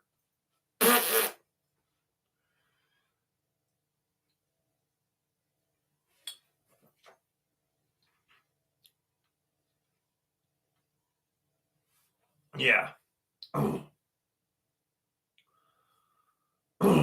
I bet you, Colleen. I bet you. I read Dianetics. I read Dianetics when I think I was like 16. My mom, when they had, remember in the 80s, Dianetics, there was commercials for Dianetics on TV all the time. And my mom had bought in the book. And after she bought the book, they literally sent mailing, like flyers and pamphlets and shit to our house for years afterward. Like they flooded my parents' mailbox with Scientology bullshit. And it was crazy.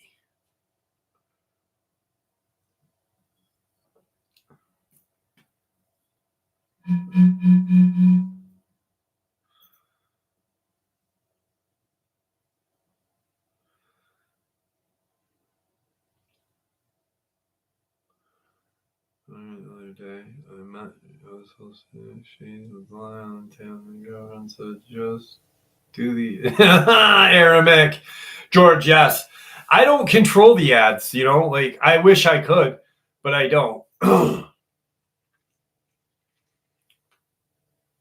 Rando, you would see, wow, that's crazy.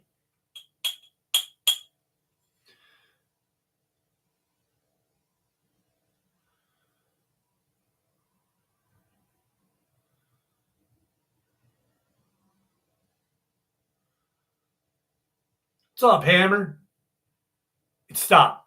Hammer time.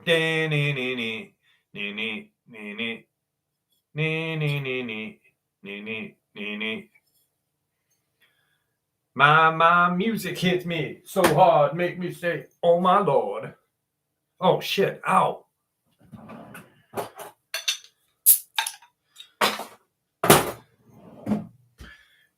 Can't touch this. I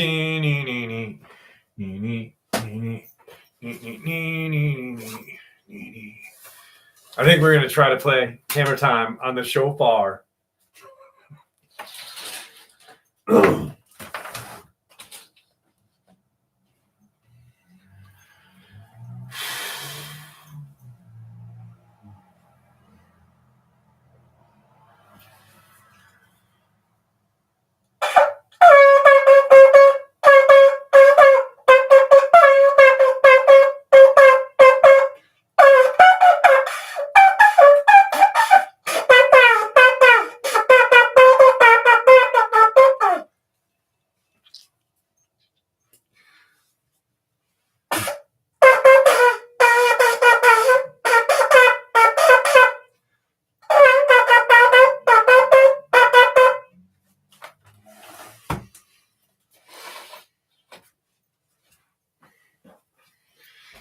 If DB Mac is still in the house, that one is for you. I know you like it when I do that.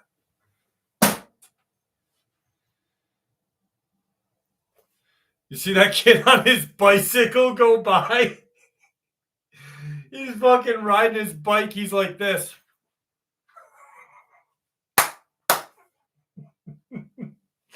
I think he squirted a little bit of pee down his leg. Fuck him.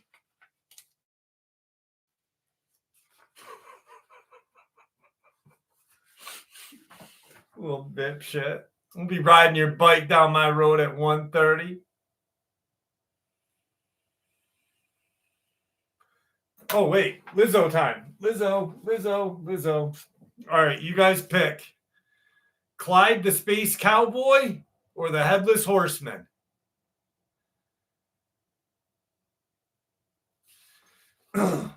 He definitely squizzled.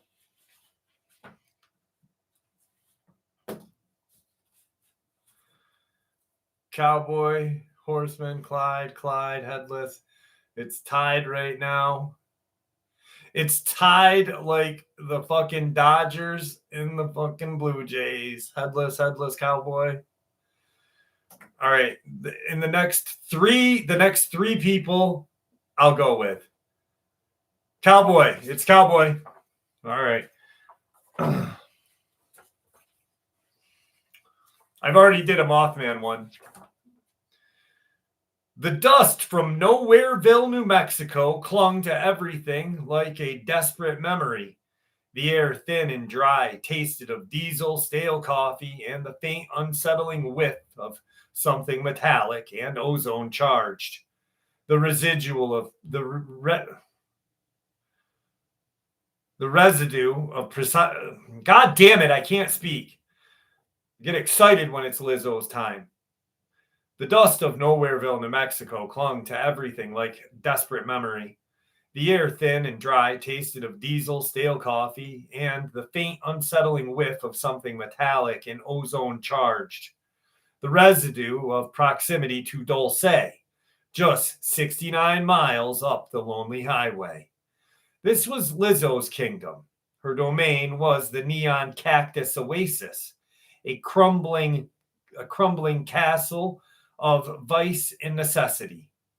It featured a 24-hour diner called the Greasy Spoon Nebula, a blank of violent flickering slot machines and sprawling wet asphalt lot where 18-wheelers came to die or find brief, costly companionship. Lizzo, the undisputed queen of the lot lizards, did not rule with grace. She ruled with a tire iron and an aura of magnificent, bedazzled menace. Tonight, she was surveying her territory from a cracked plastic chair, wearing a vest made entirely of broken mirror fragments and a towering beehive hairdo secured with industrial grade caulk. Her hands, resting on the table, were heavy with the weight of massive rhinestone rings, each nail a freshly sculpted, foot-long talon of iridescent pink acrylic. Beside her sat Earl. Earl was a man of magnificent silence and terrifying forearm strength. He drove a Kenworth named the Patience of Job and loved Lizzo with a quiet, unquestionable devotion, usually reserved for cult leaders and large caliber firearms.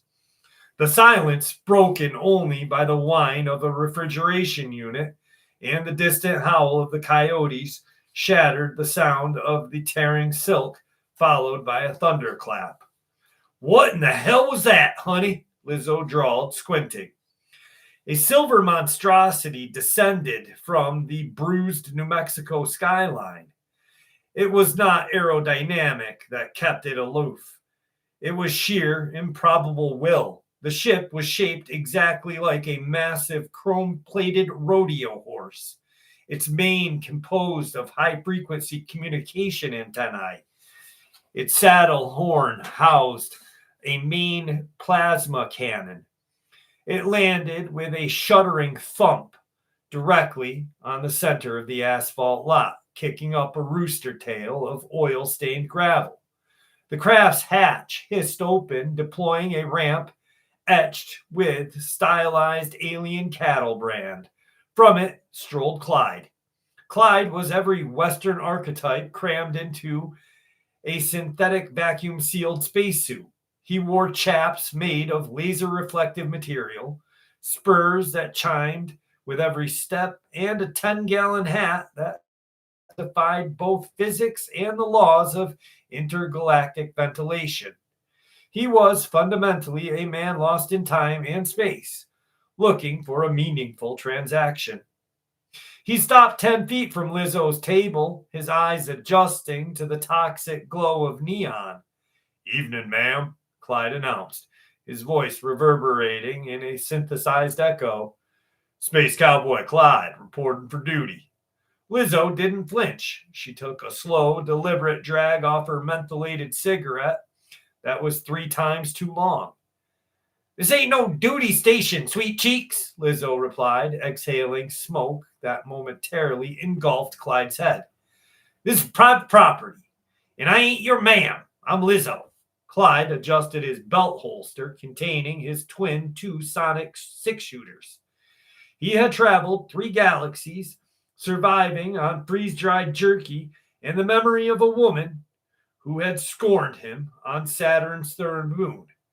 His mission was simple: human connection, one way or another. Lizzo, Clyde corrected, respectively. I've just completed a 93 light year journey. I'm looking for one of two things tonight. I'm looking for either profound love, life affirming love, God damn it, or goddamn good fist fight. Lizzo's lip curled into slow, merciless smile. She looked up and down, his highly polished boots, his foolish hat, and his desperate look in his eyes. God dang it, I hate when that happens. Darling, she purred, tapping her cigarette ash into the blacktop.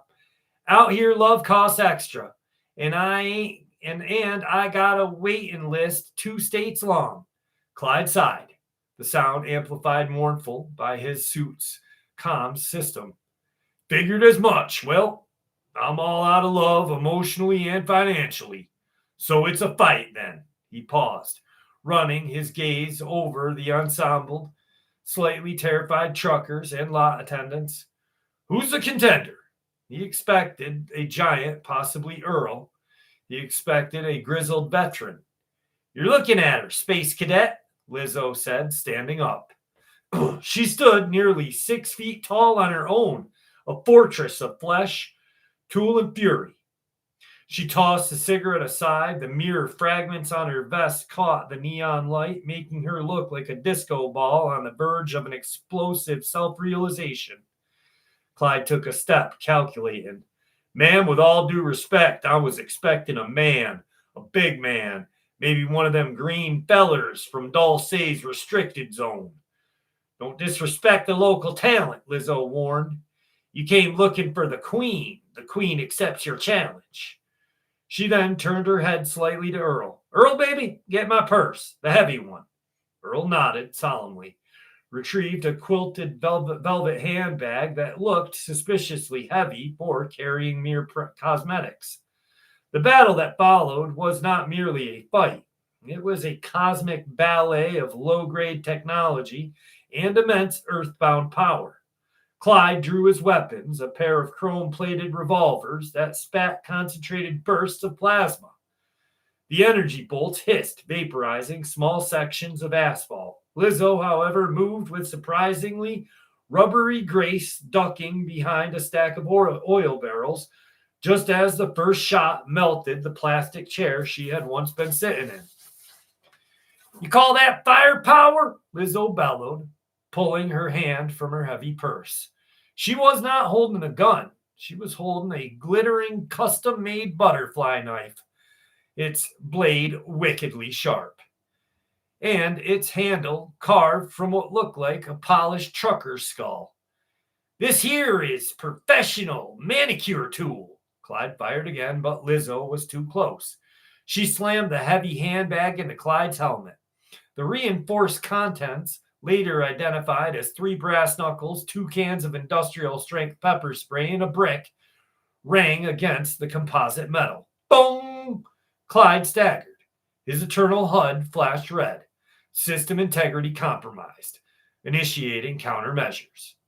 He whirled, firing a thin, streaming blue wire from his wrist, his plasma lariat. The lariat wrapped around Lizzo's waist. Clyde yanked. Lizzo, rooted to the ground by sheer mass and grit, barely moved. Instead, she tugged back, leveraging the weight of a generation of unsatisfied truckers. Clyde was yanked off his feet and slammed to the side of his own-shaped ship, leaving a Clyde-shaped dent in the chrome flank of the Stardust mire. You ain't roped me, sweetie, Lizzo hissed and advanced. I was a pro wrestler before I settled down. I know 36 ways to break a man's spine using nothing but a bath towel and bad intentions. The fight escalated into a savage, close-quarter brawl. Clyde, recovering quickly, utilized his sonic spurs, kicking out with high-frequency waves that made Lizzo's teeth rattle, momentarily stunning her. He followed up by a series of martial art maneuvers learned from robotic synthesis on Kepler 18-6F. Lizzo responded with pure, unadulterated street fighting. She grabbed a handful of Clyde's reflective chaps and ripped them clean off, revealing surprisingly thin, bruised legs underneath. She then utilized the one weapon no intergalactic fighter ever expects, the dreaded Texas Tornado Twister. The spinning maneuver that involved grabbing Clyde by his synthetic ponytail and whipping him into a parked tanker truck. Crunch! Clyde hit the ground hard. His helmet rattled loose. He scrambled up, pulling out his final weapon, a miniaturized flare gun designed to summon interstellar tow service. He intended to blind her. Lizzo saw the movement. She saw the glint, and she responded not with calculation, but with desperation and protective rage. "Don't you dare singe my weave," she screamed. She lunged, not aiming for his body, but for his weapon hand. Her massive, expertly manicured hand clamped down on his wrist. The force was tremendous. Clyde yelled in pain as the flare gun chattered away. But the victory came with a terrible, agonizing cost. The pressure point she hit was right where Clyde's glove met his armor, a razor-thin edge. Crack! Lizzo felt a sharp stab of pain run up her arm. She looked down at her magnificent iridescent pink talons. 3 of her precious foot-long nails, the ones she had paid extra for the day before, were sheared right off at the fall like glittering, broken shards of confidence. For a brief, terrifying moment, Lizzo froze, paralyzed with the enormity of the damage. The blood drained from her face. Clyde, seeing his opportunity, sprang up, ready to deliver the final decisive blow. Guess what? It was the wrong moment. The loss of her nails was not merely physical pain, it was a transgression of a sacred vow. Lizzo's temporary shock turned instantly into an explosion of pure, unbridled fury.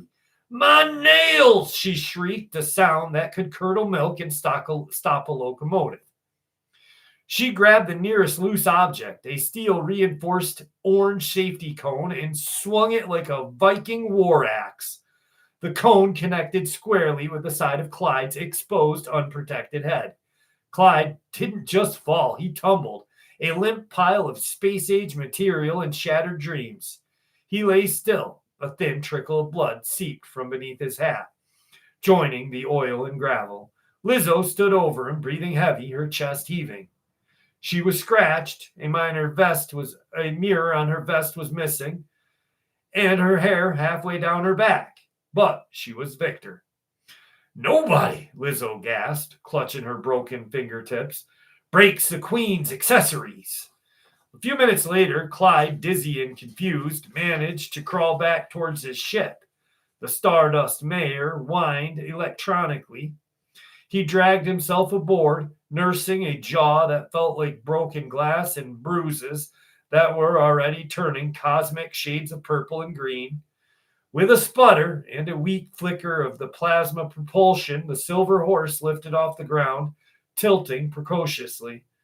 "Note to mission control," Clyde mumbled into his damaged comm system as Stardust Mare limped toward the stars, hoping to find a far-off nebula with better dental plan. "Avoid Earth, avoid New Mexico, avoid Lot Lizard Queens.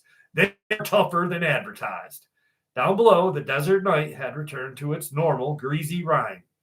Lizzo was leaning heavily on Earl, whose face was still a mask of stoic concern. "I need ice," Lizzo commanded, her voice weak but still regal. "And clear coat, and a shot of whiskey so strong it cures blindness." Earl wrapped a supportive arm around her substantial waist. "You are magnificent, honey, a true warrior." "Magnificent and maimed," Lizzo corrected, examining the raw beds of her broken nails underneath the harsh neon glow. "You know how long it takes to grow out iridescent pink? 3 weeks minimum." Earl carefully steered his queen past the debris field of the battle. The melted chair, the punctured oil barrels, the half-burned remains of a safety cone. The bells of the Greasy Spoon Nebula's front door jingled softly as Earl helped Lizzo step inside. She moved with stiff, painful gait of a champion who had survived annihilation. As she settled into an empty booth surveying her loyal patrons, Lizzo lifted a hand to her face, touching the throbbing cut above her eye. She was bloody, bruised, and suffering a genuine pedicure tragedy. But she had won. And in Nowhereville, New Mexico, that's all that mattered.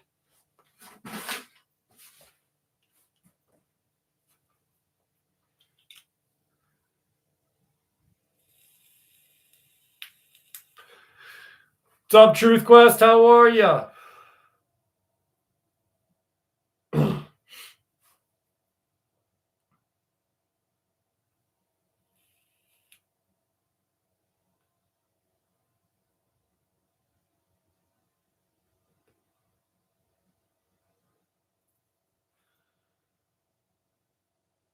No, you're not always the blunt or the blunt of your jokes, Aramic. Jordy, how are you? You are the man, the myth, the legend, and don't you ever let anyone tell you different. Thank you, Just B. John, how are you?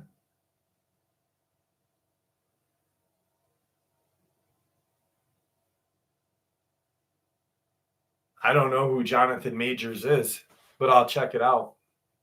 Lovecraft and country, huh? You like that one? You like that one, 59th? Bad towel and bad intentions. Thank you, guys.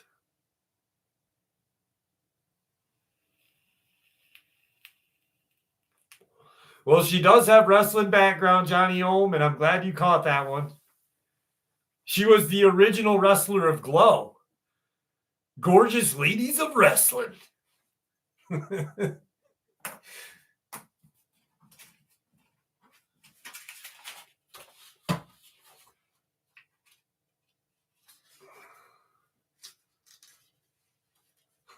Parking lot.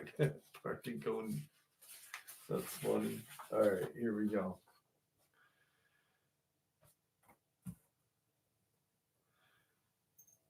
Does anybody remember that Glow? I remember the original Glow. Thank you, Papa.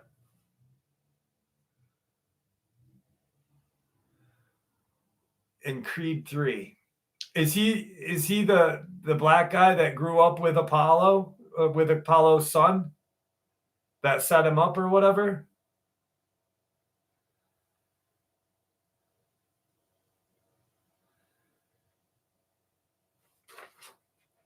Aw, Aramic, thank you, brother. I love you.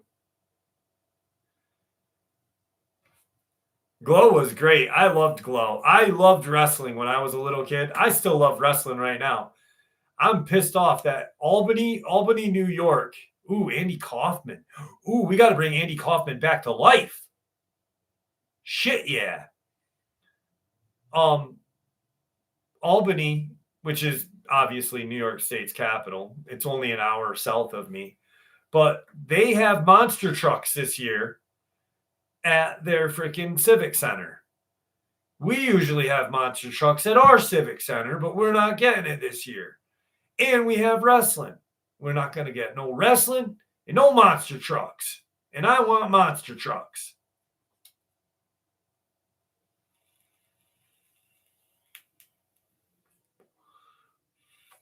Wait, Glow started in Quad Cities? Is that what you mean, Sean? I know that CM Punk's wife, boy, she's a looker, but CM Punk's wife wrote the comic book Glow.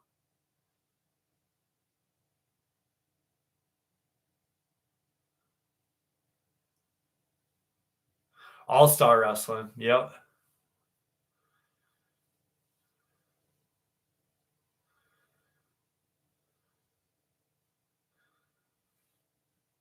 Good night, Tina. Have a good night. Thank you for popping in. It's always lovely seeing you. I recently moved into my grandfather's southern Ohio farm. I grew up here and love being able to call this place my home. Although, since moving in here, I have heard more and more from the voice in the woods that has spoken to me since I was a child. Across the road from our farm is a pretty big stretch of woods. It's been allowed to grow naturally for as long as I can remember. I've explored it a few times in the fall when it's less overtaken by poison ivy. I've never once felt uneasy or unsafe with those woods, even after these experiences. My first experience with the voice was probably the summer of 2010. I was around 8 at the time, and I honestly can't remember exact dates. I was playing outside on the farm like I always did. I remember standing on the steps that led down to my grandparents' house when all of a sudden I heard screaming in the woods. The screaming sounded like a teenager or a young adult, and it just echoed through the woods. The voice then said, "Help me, I've broken my arm. Please, someone help me," in a very panicked tone. I was scared, but my first instinct was to tell someone. I then rushed downstairs where my grandma was in the kitchen making lunch, not really paying much attention to my presence. Then I told her about the crazy person screaming in the woods and relayed to my grandma that their arm was broken. My grandma had her back turned to me, but I remember her tensing up as I told her this. She told me something along the lines of, "There's nothing in the woods, and you're staying inside until after lunch." I was upset with her in that moment. I thought that my grandma was always a warm and caring person. If she thought that someone was hurt, she would have dropped everything to help them. But now I think she knew the voice was in the woods was something not to mess with. My second time hearing the voice was probably 2015. In the 5 years between the encounters, there were strange noises in the woods, but nothing too out of the ordinary. In the summer of 2015, I had gotten a new puppy from the local shelter. His name was Kipper.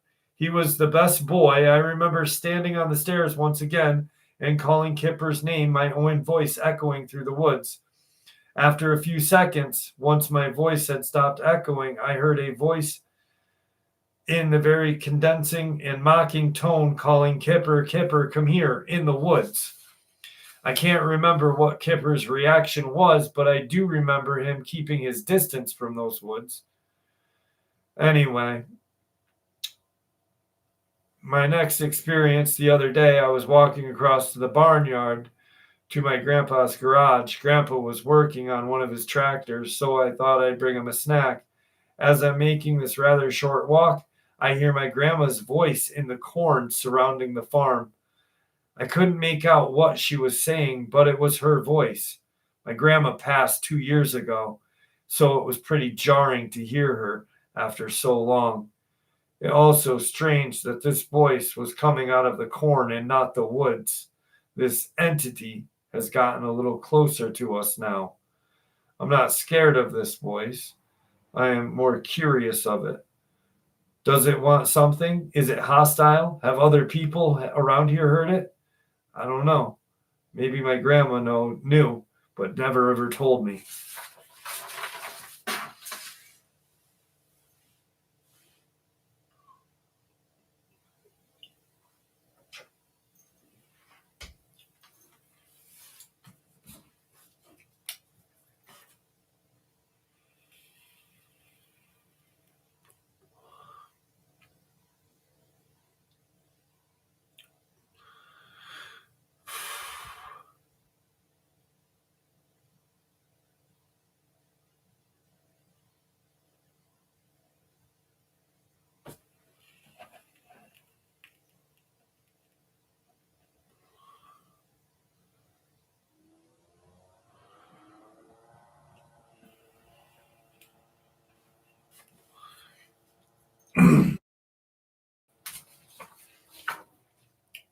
I think the little boy has a human. There's something human about his disappearance. I don't think it's anything anything. Yeah, maybe dingoes, but I think more human or whatnot. Like the other little people that in Australia that had gotten eaten by the dingoes. But I think a human was involved, right? Was it a little girl and little boy that was at the beach a lot, like in the 50s or 60s?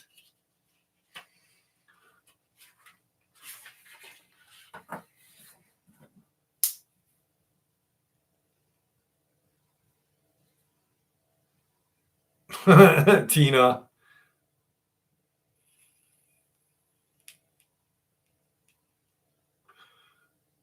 What's up, Neutrino? Oh, thank you, Tina. I love you. What's there's yes, thank you, Truth Quest. Thank you. The Beaumont children. Yes. That's a fucked up case, man. That's a scary case.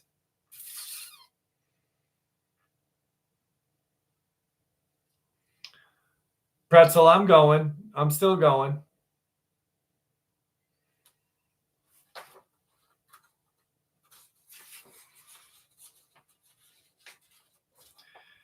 I want to share my experience I had 13 years ago. For backstory, my cousin used to live in northern Alabama, and his family had a polo field about 20 to 30 miles from the Tennessee state line. He had told me a couple of times back when he lived on the property, he had seen this figure around the property, outside his windows, out in the field, stuff like that. But these were stories late at night on Xbox, and I never put too much thought into them. Flash forward to a trip I went up to visit him at around 2010. We went camping on the polo field. It was a cool August night with a moon full, and we set up our tent and a fire out in the middle of the field. We made food and just shoot the shit listening to music when we started getting some strong cold and hot winds. The area was known for tornadoes, so we decided to pack up and leave.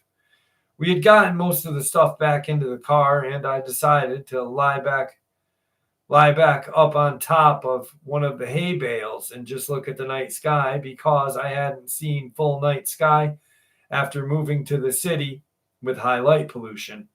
After a couple of minutes, my cousin tells me everything is packed and we're ready to go. So I hop up and look out across the field. At the edge of the field, at the fence line, maybe 75 to 100 yards away, I saw it. This human like silhouette was just standing at the fence, looking right in our direction. I knew the fence was about 4 feet tall, and they were sitting above its waistline, so it appeared to be well over 7 feet. It looked human, but something just seemed off. Its limbs were thin, and its eyes were reflective, like that of an animal. I couldn't make out a lot of the facial features, but it just seemed flat and grayish pale. The best way I could describe it was a mix between a crawler, or whatever you guys call it, the rake, and vampires from I Am Legend. I quickly hopped down and told my cousin to leave and explained what I had seen after we got back to his parents. From what I described to him, it matches what he saw from 5 to 8 years prior when he was a kid.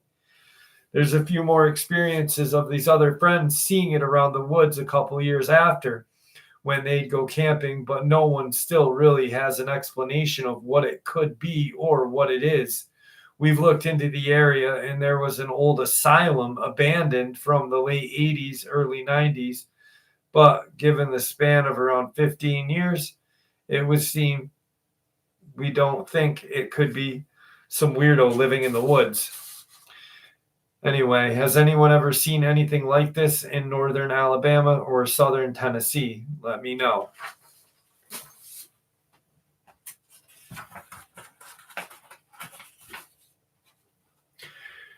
Aramic, this one goes out to you, brother. This one goes out to you, brother. What's up, Savage Lunatic?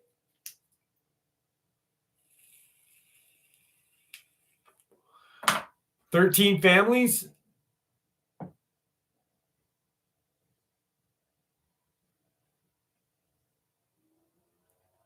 Are you asking what the 13 families are? 13 families are the Illuminati, the 13 families of the Illuminati. The Ohio and West Virginia border, a Cybertruck passed with 3 red wolf head decals on the tailgate license plate. Info about this. Probably just someone that likes, I don't know, someone with money that likes cool shit. The rich people. Yeah, the 13 families are the Illuminati, the 13 families of the Illuminati. If that's what you're talking about, the title of that video. May God bless you, Aramik. May God bless you.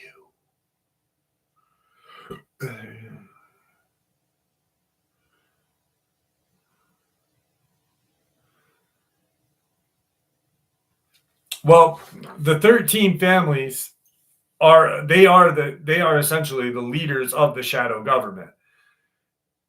They are not the leaders of the Luciferian agenda.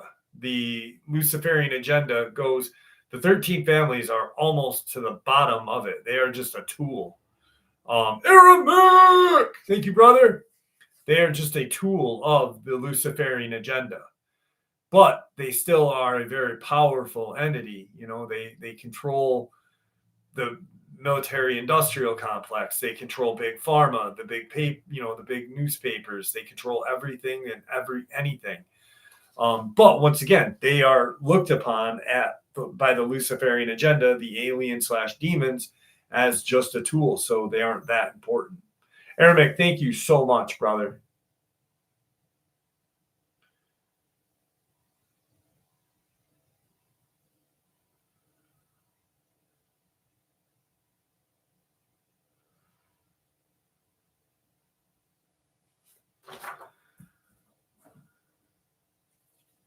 Exactly, Big John.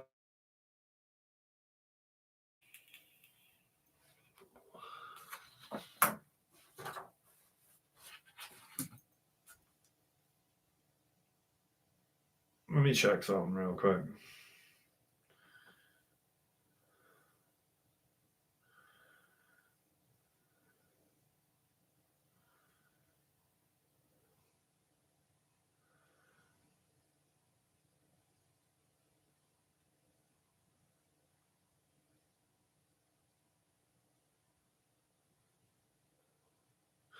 What was the license plate?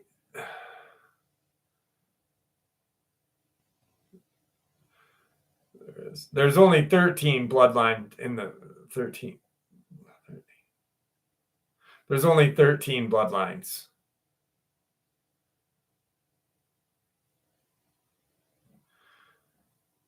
DMG stop. DMG stop. I want to see something. It almost sounds like a gaming thing.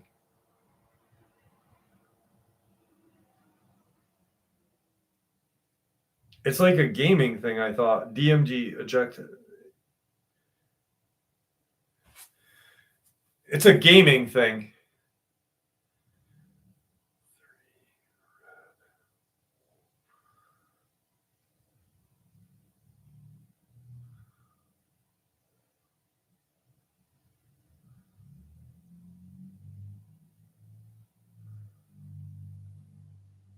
That's what it means right here. They're probably they're probably rich and they're probably into gaming, but DMG stop with 3 red wolf heads most likely refers to Doom, the Dark Ages, specifically in Siege Part 1. DMG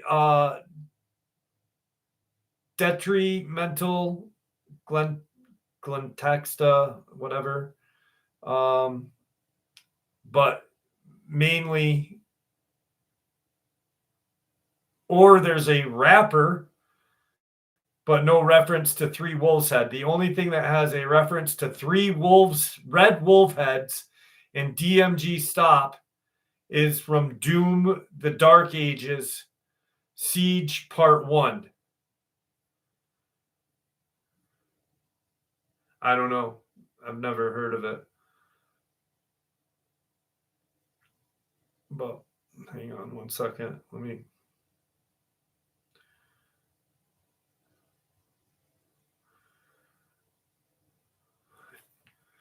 Hang on one second.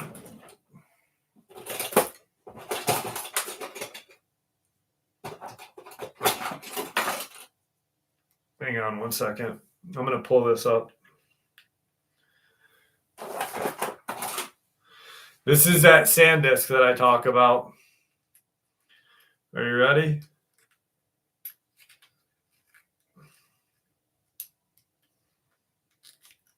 There.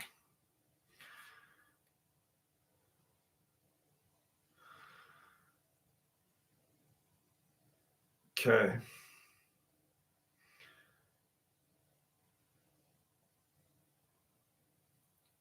The real 13 bloodlines of the Illuminati. The Esther bloodline, the Bundy bloodline, the Collins, the DuPont, the Freeman, the Kennedy, the Lee, the Onassis, the Reynolds, the Rockefeller, the Rothschild, the Russell, and the Van Doon.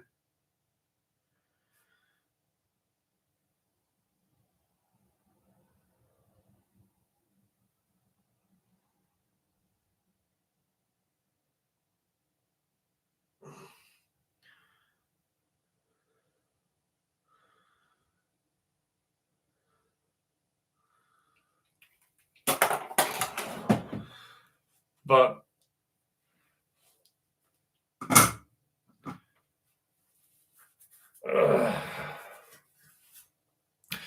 SDL, holy shit, you know about that. That's pretty fucking crazy.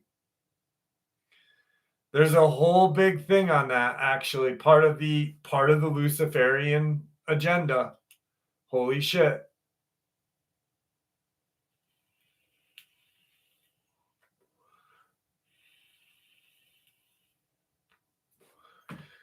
Very interesting. Very, very interesting.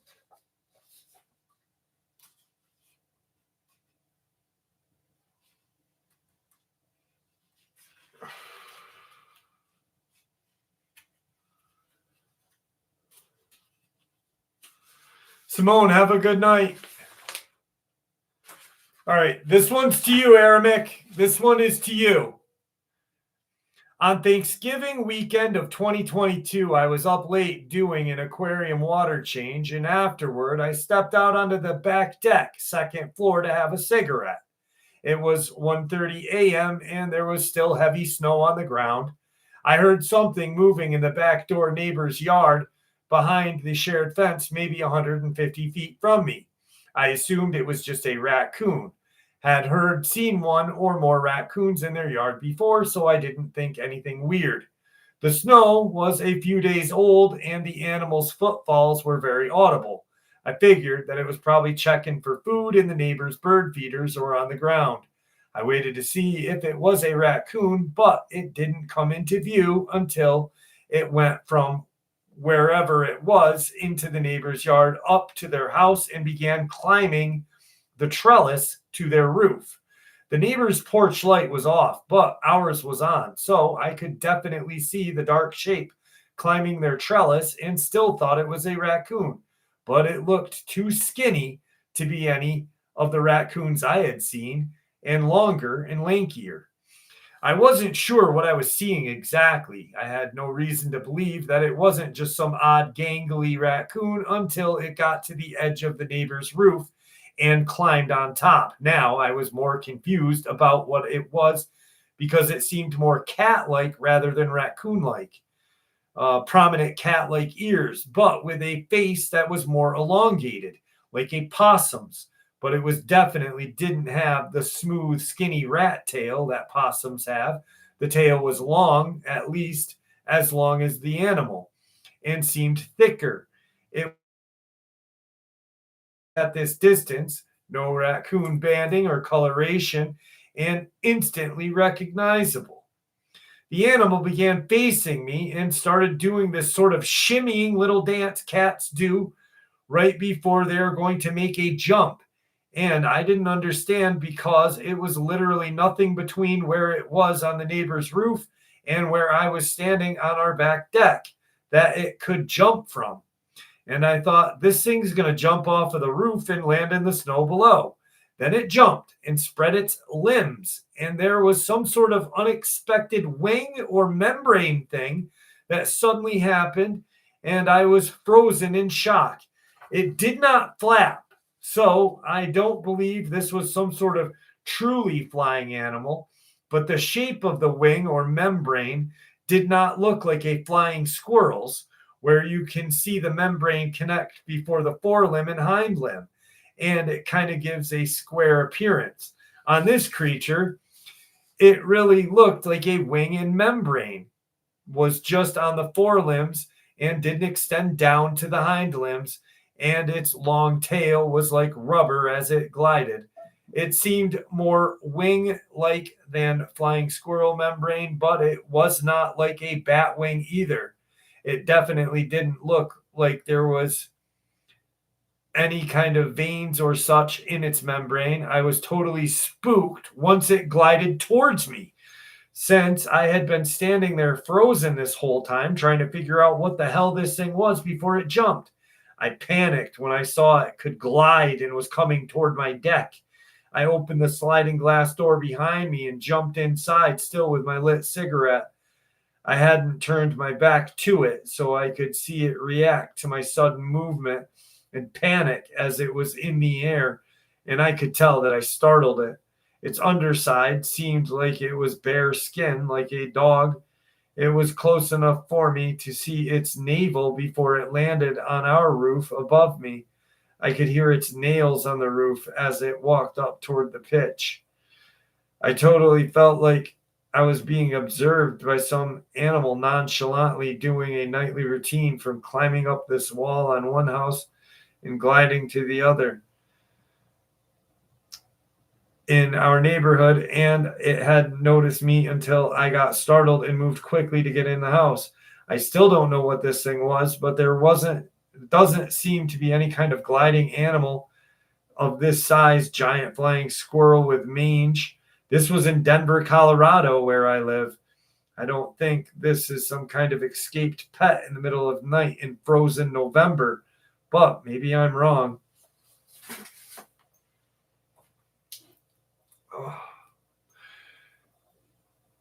It's the Mothman's pet. Aramic knows all about the Mothman and the Mothman's pet.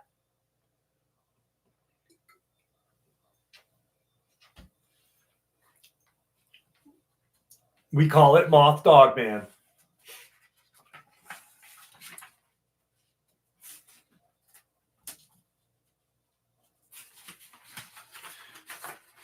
Mothman getting shot in the dick. What the hell, Andy Davis? But this one is pure Aramic and right up Aramic's alley. When I was 9, I was outside in the misty October night at about 9 p.m. There was a full moon, or almost a full moon, but it was all cloudy. So the sky was kind of dark, brownish gray. It was hard to describe the exact color, but I am sure a lot of you know what I mean. Dark, but you can still see. If it wasn't for the fact that the sky wasn't pitch black, I wouldn't have seen it. Anyway, I'm bouncing on the trampoline, and all of a sudden I caught a glimpse of something flying toward my house, just barely over the trees. I look up as it gets closer, and for a lack of better ways to describe it, it turned out to be a huge creature with a body kind of like a wide beetle or giant squid's head combined. The creature's head was really small compared to its massive body. It had 4 pointed tentacles on each side of its body. It did not have wings. It just hovered right above me and my house silently for 20 to 30 minutes.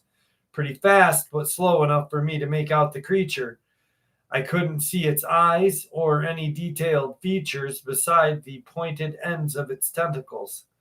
Just a black silhouette as it flew over. It did not bother me at all, and I am not sure it even saw me. But obviously, I went inside after that and didn't go back out for the rest of the night. Anyway, thanks for letting me share. Does anyone know what this thing might have been?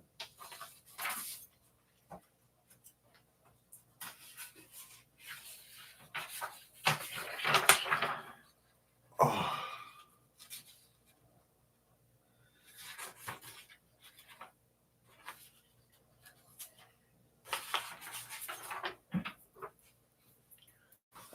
Oh, fuck.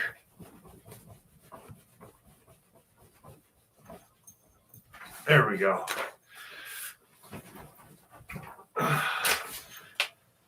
There we go. No, there we go. That's better.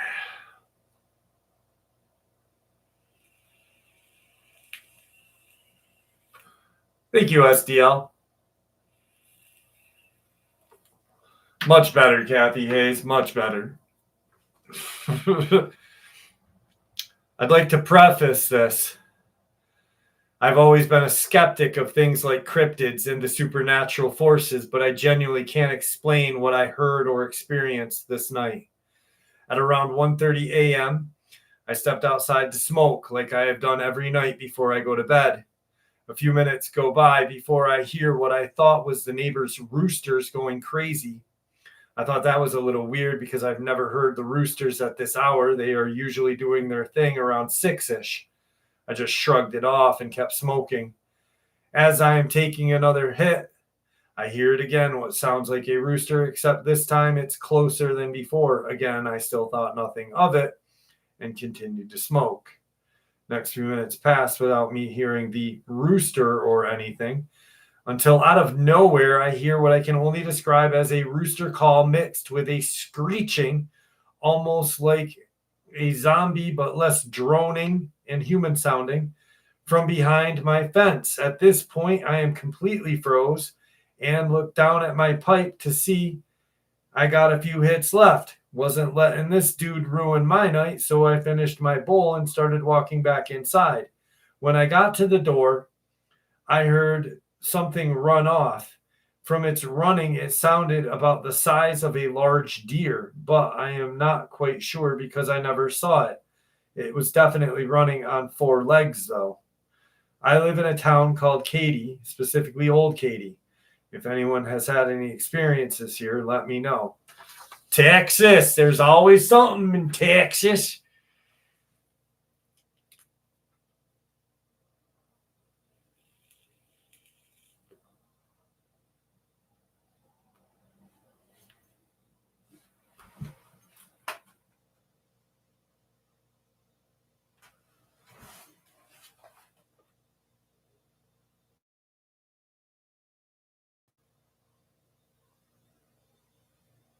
What the fuck? There's been weird noises in my house. Outside of my house and in my house lately. Fucking freaky. Belly's popped in? Where'd Bell pop in? Let me see. I didn't see Bell. Hi, baby. How are you? She texts me.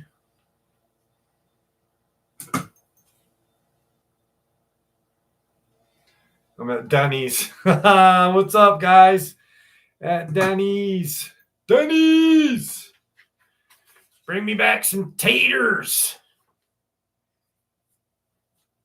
Arabic. I live in South Wales, United Kingdom. Now, admittedly, we are not known for our cryptids, more known for ghosts, that which I don't believe in. I'm a 30-year-old male. I live in a remote area. In the past, I've hunted and eaten rabbits, though I no longer do this as I cannot hunt animals anymore. The largest native animal we have is the red deer. But for many years, there has been news articles of large cats in our area, possibly puma or panther, that had grown too large for their owners. I live in an area closer to Tom Moore, South Wales, and there is a creature sighted frequently called the Beast of Tom Moore. A police officer that was close friend of my family told me of an encounter of said beast. However, the creature I encountered this day when I was 11 was neither a large cat or a red deer. I'd been playing with my cousins as children who lived in the valley, exploring the trees, forests, rivers, and valleys was the norm. My cousin, who lived barely 2 miles from my house, had asked me to go for a walk and explore, as our parents, related in some distant ways, sat and spoke and ate. My cousin was a lot thinner and more agile than I. While exploring the forest, barely a mile from his house, I had lost sight of him rather quickly. I am not sure what made me turn to my right. I heard no sound or caught no glimpse out of the corner of my eye, but I had turned and glanced. There, in the tree line, maybe 20 feet from me, there was a creature I could only explain as a dog that was bipedal. Werewolf is not the word. This was surely a dog. It was leaning against the tree, using one paw to steady itself. As I looked at it, as we became aware of one another, the creature pushed off of the tree, stood in a way that was terrifying and threatening at the same time, a stance I knew as immediately as aggressive, though I cannot say why. It was run away or die. Even at 11 years old, I do that. I ran with tears streaming all the way back to my cousin's house. When my younger cousins returned, they scolded me for my imagination getting the better of me. I know what I saw that day. I am 31 now, and I'll remember the sheer helplessness I felt in the presence of that creature for the rest of my life. The world is a scary place. Never underestimate it. Valid words. Never underestimate it. Love you, Belly Button. I'll see you a little bit later, baby girl. Bad Moon's not bad. Weapons is a cool... No, Weapons is not based on a true story, Orion. It's not based on a true story. The writer of it even said so.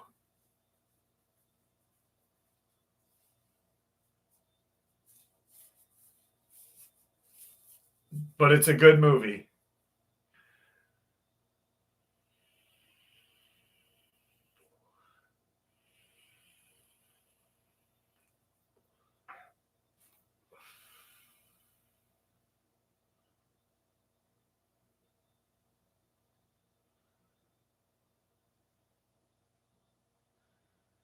Fabergé egg omelet. Ooh, Fabergé egg omelet. Oh, goddamn, they're sticky tonight. But you know what, Orion? After my daughter and her boyfriend saw it, we did look it up. And because it really does appear that it could be based on something real. So it may be, but it claims not to be. They claim it not to be, but it may be. You know what I mean? I wasn't like targeting you. Just like the horror in High Desert. The horror in High Desert is not a real story, but there are bits and pieces of that story that the people that created the movie took from, like the YouTube guy with the M Cave and Kenny Veach, and a couple other different stories, and combined it into one. It's about a witch, essentially. Weapons is about a witch, essentially, and she almost like MK Ultra. It could be like MK Ultra, but controlled by a witch. It's on Hulu for free right now.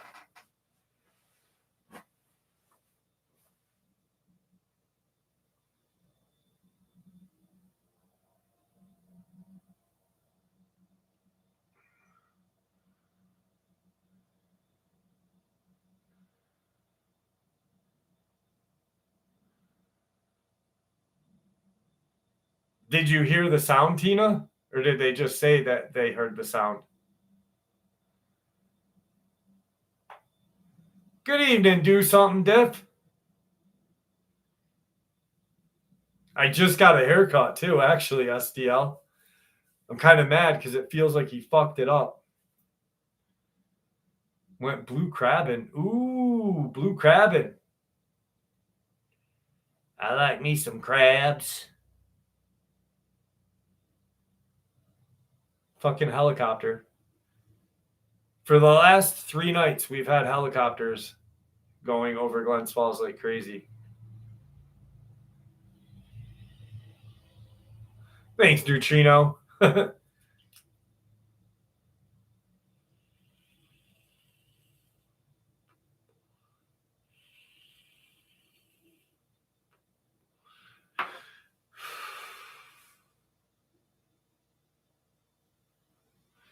Ooh, classic movie.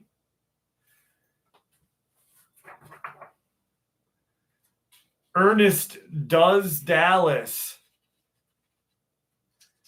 All my exes live in Texas.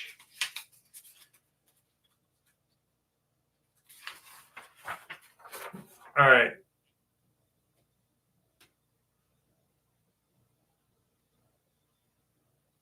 Ooh, that's creepy, Orion. That is fucking scary.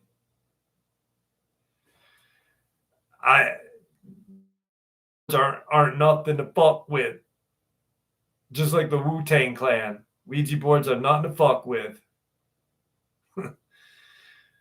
So I lived in central Kansas, not too far off the reservation on a farm that was established roughly at around 1858 or so. I just moved out here about 2 weeks ago, and there's been something stalking this farm. At first, I thought it was coyotes or even feral dog that took appropriate measures. Yes, we have livestock guardian dogs, and they do their job. But tonight, both my best friend and I saw something that really does not fit any of the local wildlife. First time we saw it was 9 p.m. It was about 25 to 40 feet away with grayish fur, but it covered somewhere around half an acre to an acre in a matter of moments. Like bring a BB gun to a bear, mind you. I thought it was a coyote and just wanted to scare it off the chickens, not to injure it. It was big, very, very big. By the time it got to the tree line and looked back at me, forward facing eyes, so predator, it was every bit 7 to 8 feet in height. About an hour and a half later, my best friend and I were back outside. We both saw it at this point, much, much closer, just across the road, maybe 75 feet. And it was every bit 7 to 8 feet with bipedal gait, snapping full-size tree branches. If you've ever heard tree branches break, you know what I'm talking about. And it went from being dog level to ground to being taller than us from that far away while standing in a creek bed. Also, potentially unrelated, we have heard voices outside that were most definitely not human and not a cat or animal vocalizing. So there's that too. Oh, I am a pagan and a witch. No, I don't have my usual wards and such up because I frankly haven't had time. And there are forever protections from one of these precious owners. My best friend is now deceased, such as an intense amount of wind chimes, dream catchers, and similar talismans.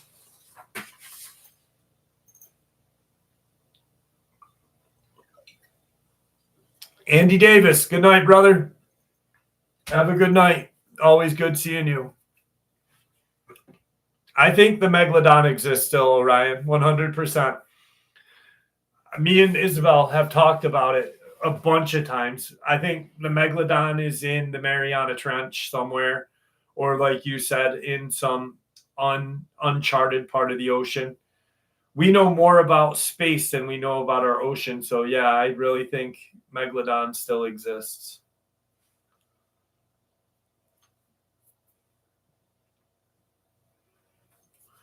That would be so cool if someone ever caught that fucker.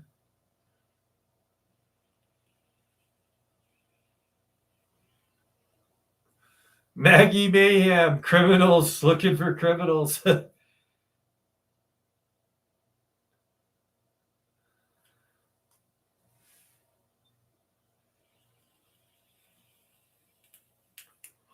Well, there's that great white that had a tracker. It had a tracker, and it shows that it got eaten and taken down to X amount of depth in a matter of seconds, and it was dead. So, I mean, the only an orca isn't going to do that to a great white. It will kill a great white, but it ain't going to gobble it up and bring it down deep.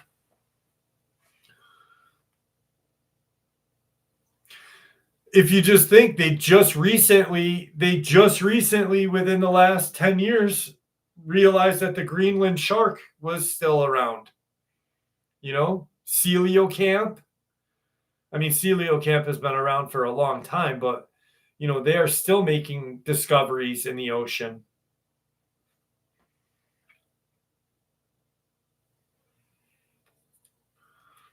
Not from the markings that were on the body.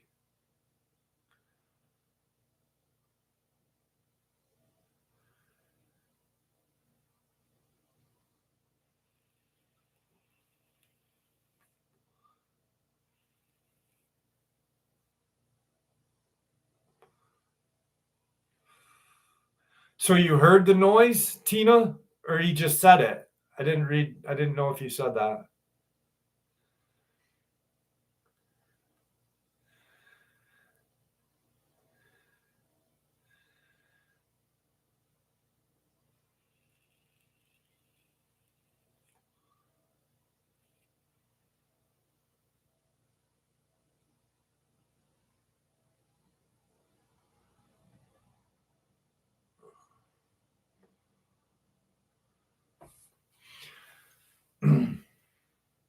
I don't know about that one. I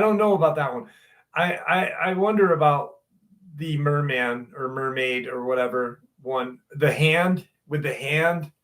That's pretty creepy, but I don't know how I feel about that.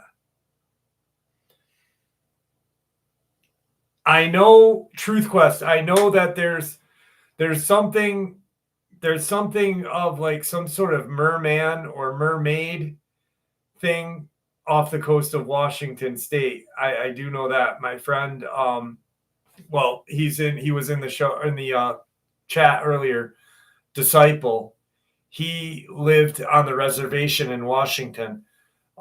He's Salish native, and he had been with his aunt and uncles at their house, and they had all heard something run through the woods and jump off this cliff.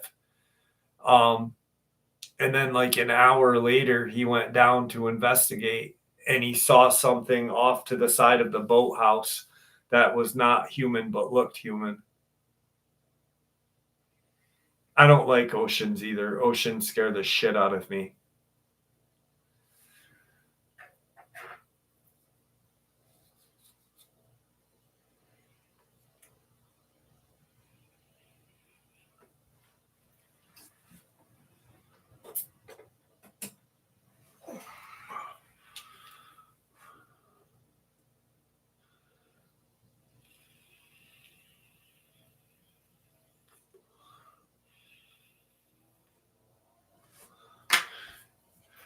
I went into the ocean a couple times, and I went deep once. I went to like my chest, and something touched my legs.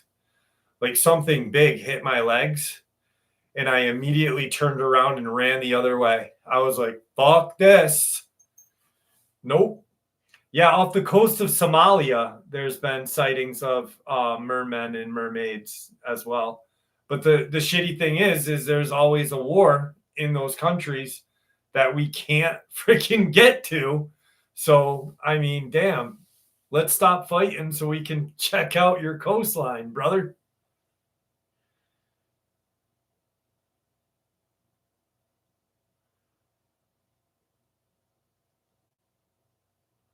Yeah, the ocean's fucking scary. Fuck the ocean.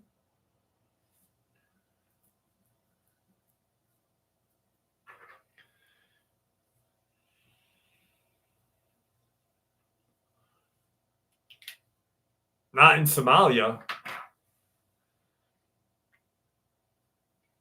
You can't go into Somalia right now. No white person could, or not even a black person from the Western world could.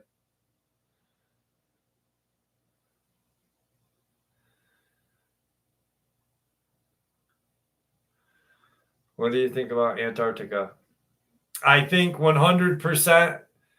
I think 100% there was a Nazi underground base in Antarctica that was built by alien/demon creatures with the Nazis. Obviously, the Nazis. Hitler was obsessed with the occult. Their technology was way more ahead of ours at the time before that treaty was made with the alien and the president at the time. I think it was New Schwabenland. New Schwabenland was the base called under Antarctica. So yeah.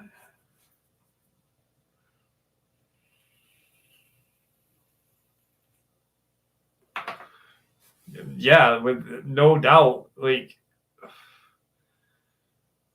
which is crazy because, you know, like, my whole thing is like Somalia, if you've ever like seen a video of what Somalia looks like, and not like the innards of the city, but the coastline is absolutely gorgeous. Like, so beautiful. And it seems like the most beautiful places on earth are just full of fighting. And it's bullshit. Like, we got to stop the fighting so we can explore the fucking earth.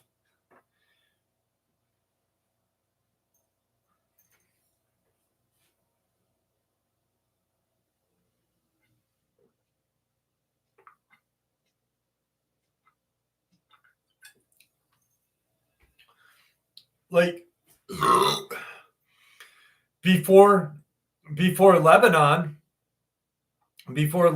became what it is now, if you ever like look back into the history of Lebanon was like a really rich area where like the elites went and vacationed and shit along the coastlines and stuff.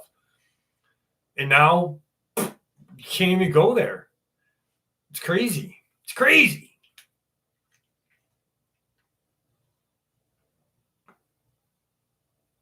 Exactly, Neutrino, 100%. I can't agree with you more on that.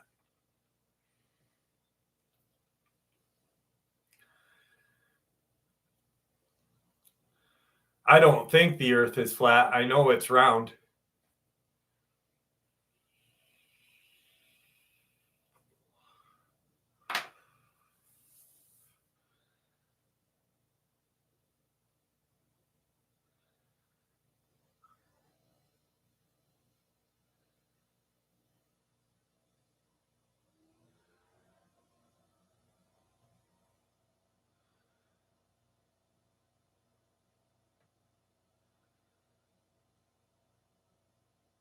Damage Inc. Yeah.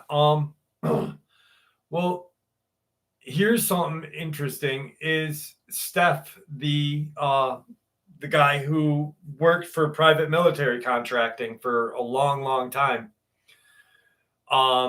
Steph worked in countries that there was a lot of strife, but with precious mineral mines and stuff.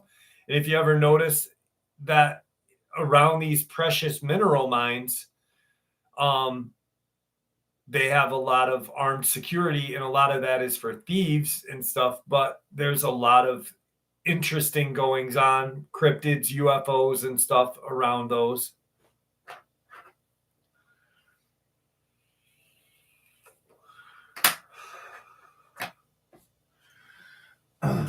All right, I'm going to read this encounter right here, and then I am going to do the last Lizzo story. This is something that happened to me a while ago, and it still confuses me, if not scares me to this day. So at the time, I've moved as of recently for family reasons. I lived in Rivesville, West Virginia, and I was probably around 11 or 12. I'm currently 15. And I, until this time, was very skeptical of the paranormal encrypted things. I have since seen both, but let's stick to the cryptid. So it was probably 8:30 at night. I'm putting my dog out on the leash peg, I would call it, in the ground, and everything was normal until I noticed him looking over at the field like area beside our house. I then proceed to look over and see a pair of feline like eyes peering over at me. I couldn't get a good view because it was dark and in the field, but I would say the eyes were about 2.5, maybe 3 feet from the ground. But that's not what scared me the most. Was after telling I was basically shitting myself, my dog barked at it, and it promptly dissipated into a black smoky mist and breezed across the top of the tall grass and then rematerialized, I would say, at the lower, further down part of the hill. I proceeded to grab my dog and sprint as quickly as I could back to the front door and just started yelling for my mom and dad. Then my dad went out there and said he saw nothing, and still to this day, they do not believe. Geez, even thinking about it now gives me goosebumps. If anyone could give me some information on what this thing could have been. All right. Good night, Mr. Coker. Have a good night, my friend.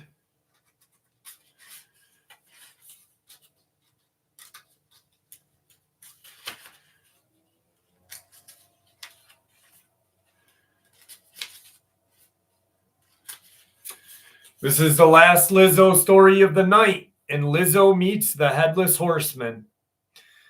The neon sign of Lizzo's last stop flickered erratically, a beacon of questionable comfort in the desolate expanse of upstate New York. Underneath its shimmering glow, an empire was built, brick by greasy brick, on an unwavering devotion of its queen, Lizzo. She wasn't just a lot lizard, she was a monarch, her domain a sprawling truck stop nestled miles from any semblance of civilization, was a kingdom of flickering fluorescent light. The clatter of diesel engines and the scent of stale and desperation, Lizzo with her booming laughter and a heart as big as her personality, ruled with an iron fist, clad in sequenced gloves. Her loyal subjects, a motley crew of truckers, weary travelers, and her devoted bitch boy and lover, Earl, who owed their allegiance to a woman who could charm a devil and outdrink a bear. Earl, a man whose loyalty to Lizzo bordered on religious fever, was her right hand, her confidant, the bitch boy part was often thrown around with equal parts affection and genuine servitude. He was the muscle behind Lizzo's operation, the one who handled the less glamorous aspects, like settling disputes with well-placed elbow or assuring the prime parking spots were always reserved for Lizzo's most valuable customers. Tonight, however, was not a typical night at Lizzo's.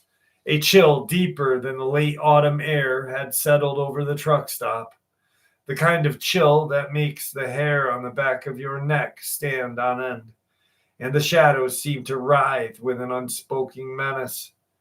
It was the kind of night that invited things from the beyond. Stu, Earl's lanky and nervous brother, was slouched against the grimy ice machine, nursing a lukewarm coffee. Stu was the antithesis of Earl, where Earl was rough and steady. Stu was fragile and easily spooked. He'd come to visit Earl, a decision he was already regretting. He had heard whispers, the hushed tales of strange occurrences at Lizzo's, but he dismissed them as truckers' folklore until now. The air crackled with a gusty wind, unnatural of its ferocity for the still night, swept through the normal bustling lot, extinguishing several of the flickering neon tubes. A horse, a magnificent black steed, appeared as if conjured from the darkness, and on its back a figure that was undeniably terrifying and headless. The rider was clad in flowing crimson cape that billowed dramatically despite the lack of a breeze. His armor, once again gleaming, was now tarnished and ancient, yet it possessed a certain dare, one say flamboyant aura. The horse whinnied, a sound that echoed with a unearthly resonance. Stu, his jaw dropped, fumbled for his phone, his fingers trembling. Earl, he croaked, his voice barely a whisper. The headless figure dismounted with the grace that belied his macabre appearance. He smoothed down his cape, adjusted the jewel gauntlet. Darling, his voice boomed, surprisingly smooth and dripping with an almost theatrical affection. This place is simply divine. A little rough around the edges, perhaps, but its ambiance absolutely to die for. He swept his gaze across the stunned truckers, his unseen eyes seemingly appraising them. The silence was deafening, broken only by the nervous shuffling of feet that stew rapid swallow breaths. But where, the figure continued, his head tilted as searching, where is this perfect specimen I have been promised? Someone with a certain, well, the head that truly sinks. His gaze landed on Stu, who shrunk further against the ice machine. Oh, Stu, he had a head. It was definitely a head, and at that moment it looked terribly, terribly vulnerable. You, the headless man, declared, pointing the gauntlet finger toward that Stu. You have the most intriguing aura about you, so full of delicious anxiety. Stu let out a small, pathetic squeak. He scrambled to his feet, looking desperately for Earl. Suddenly, a force as powerful as a freight train barreled into the scene. It was Lizzo, her vibrant presence, a stark of contrast to the encroaching darkness. He was flanked by Earl, his face a mask of protective fury. Hold it right there, Sugar Plum, Lizzo boomed, her voice cutting through the eerie silence like a perfectly delivered punchline. You ain't touching my customers, especially not my cousin Stewie. The headless figure seemed unfazed. He chuckled, the sound like dry leaves skittering across the tombstone.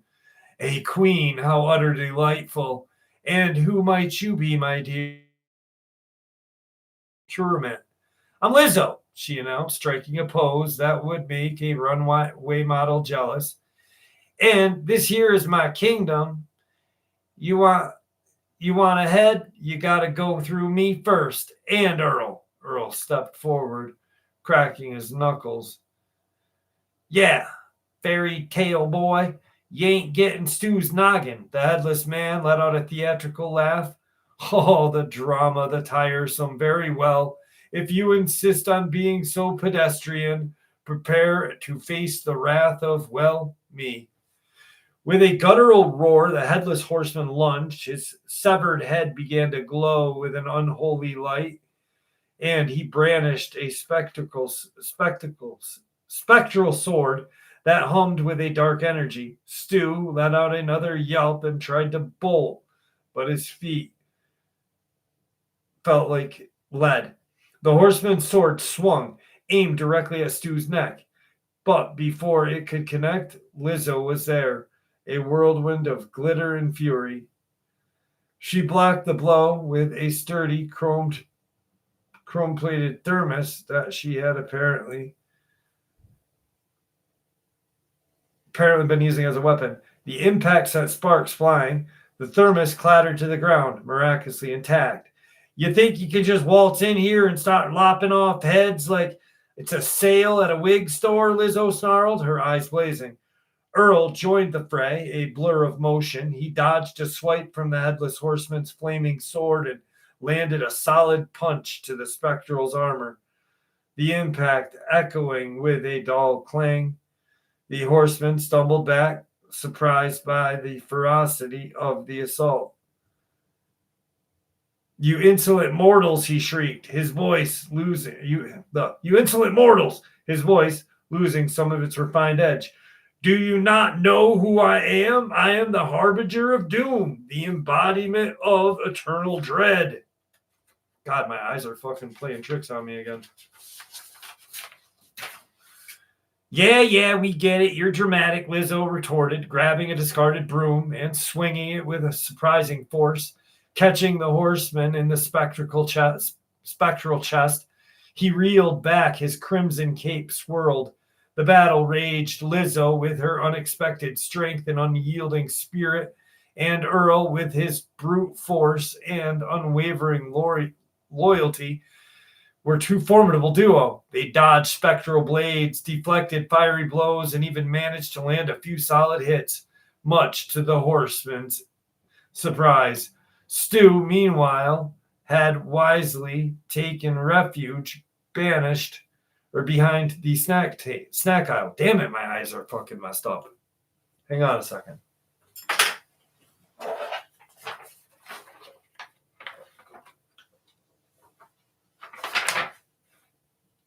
There we go.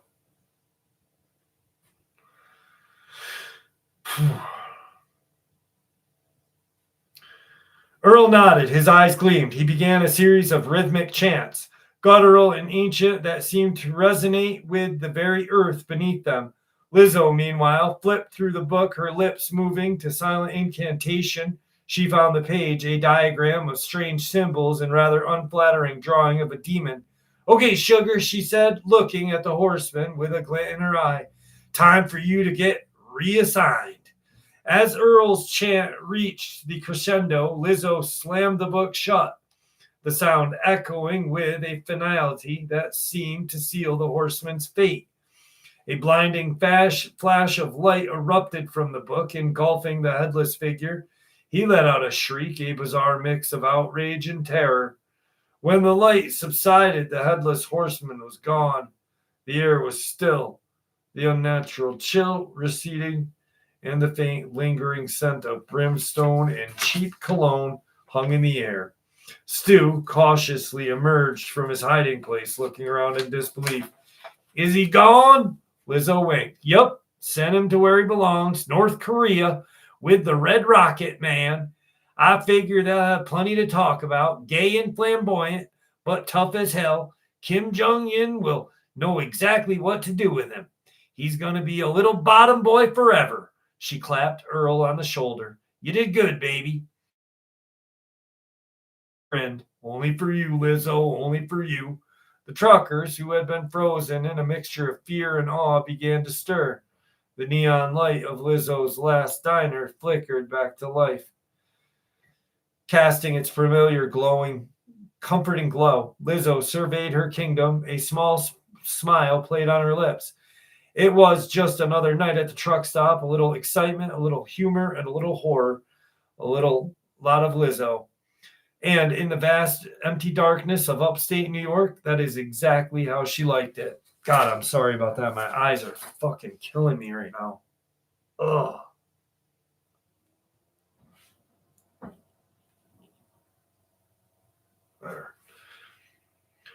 Rocky Horror Picture Show is the greatest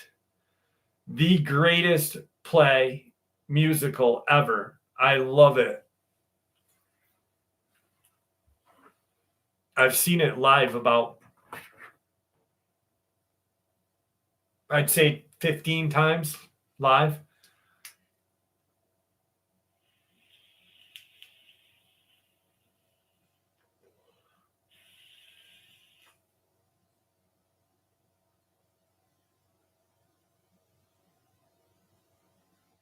My eyes are just killing me. Oh my God. Jesus. Thank you, Jespy.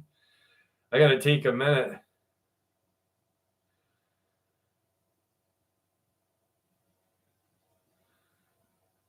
Well, I'm not either, Davey Ward, but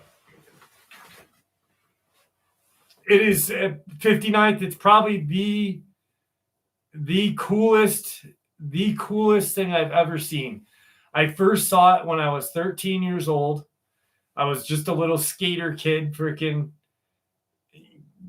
skateboarding, and the local theater was playing it one Halloween night, and I bought a ticket for like $5 and went in, and they were doing the rice and everything. I have the record downstairs. I have the original vinyl from the day it opened. Actually, they gave them out the day it opened when the original came out. God, man, that thing it's just it's so weird. It's the weirdest fucking thing ever, but it's so cool. Let's do the time warp again.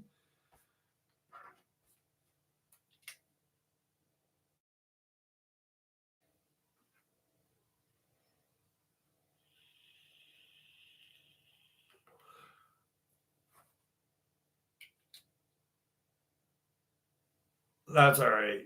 I know you were joking. I do need to sleep. I am exhausted.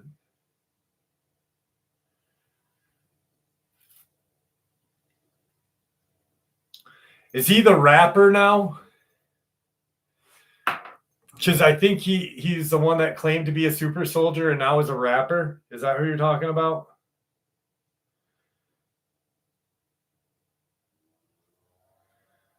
Let me see.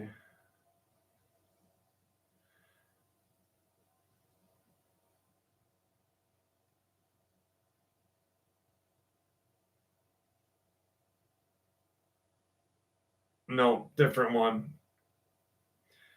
There's, hang on. Claimed super soldier that is now a rapper.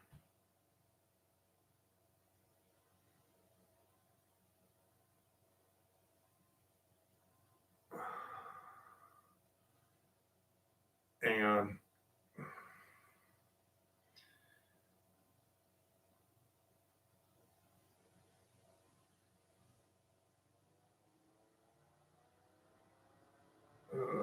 I gotta find it. It's not Jimmy Payne. It's what's his name? The other one.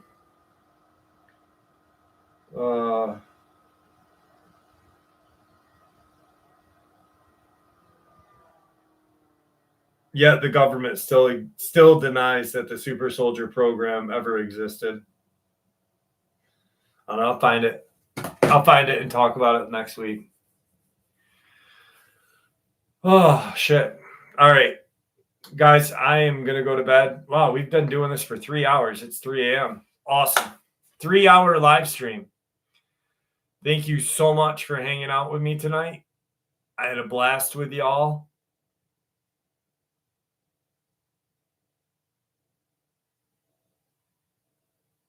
Great times with great friends. 59th. Great times with great friends. You just emailed me, Tina? Yeah, my eyes are not working. Yep, got it.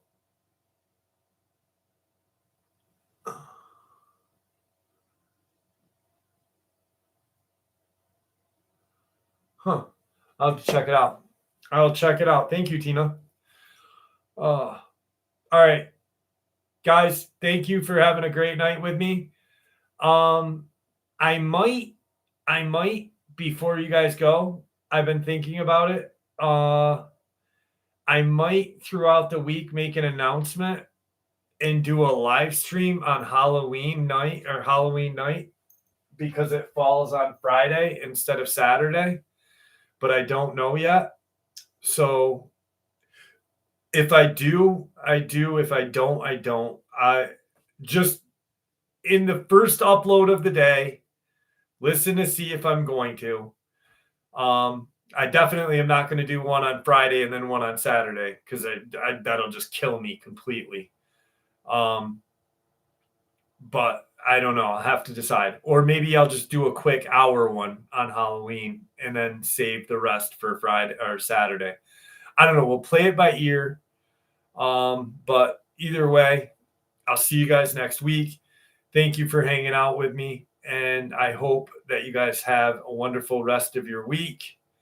And please, please stay safe, happy, healthy, and ever vigilant. Love you guys.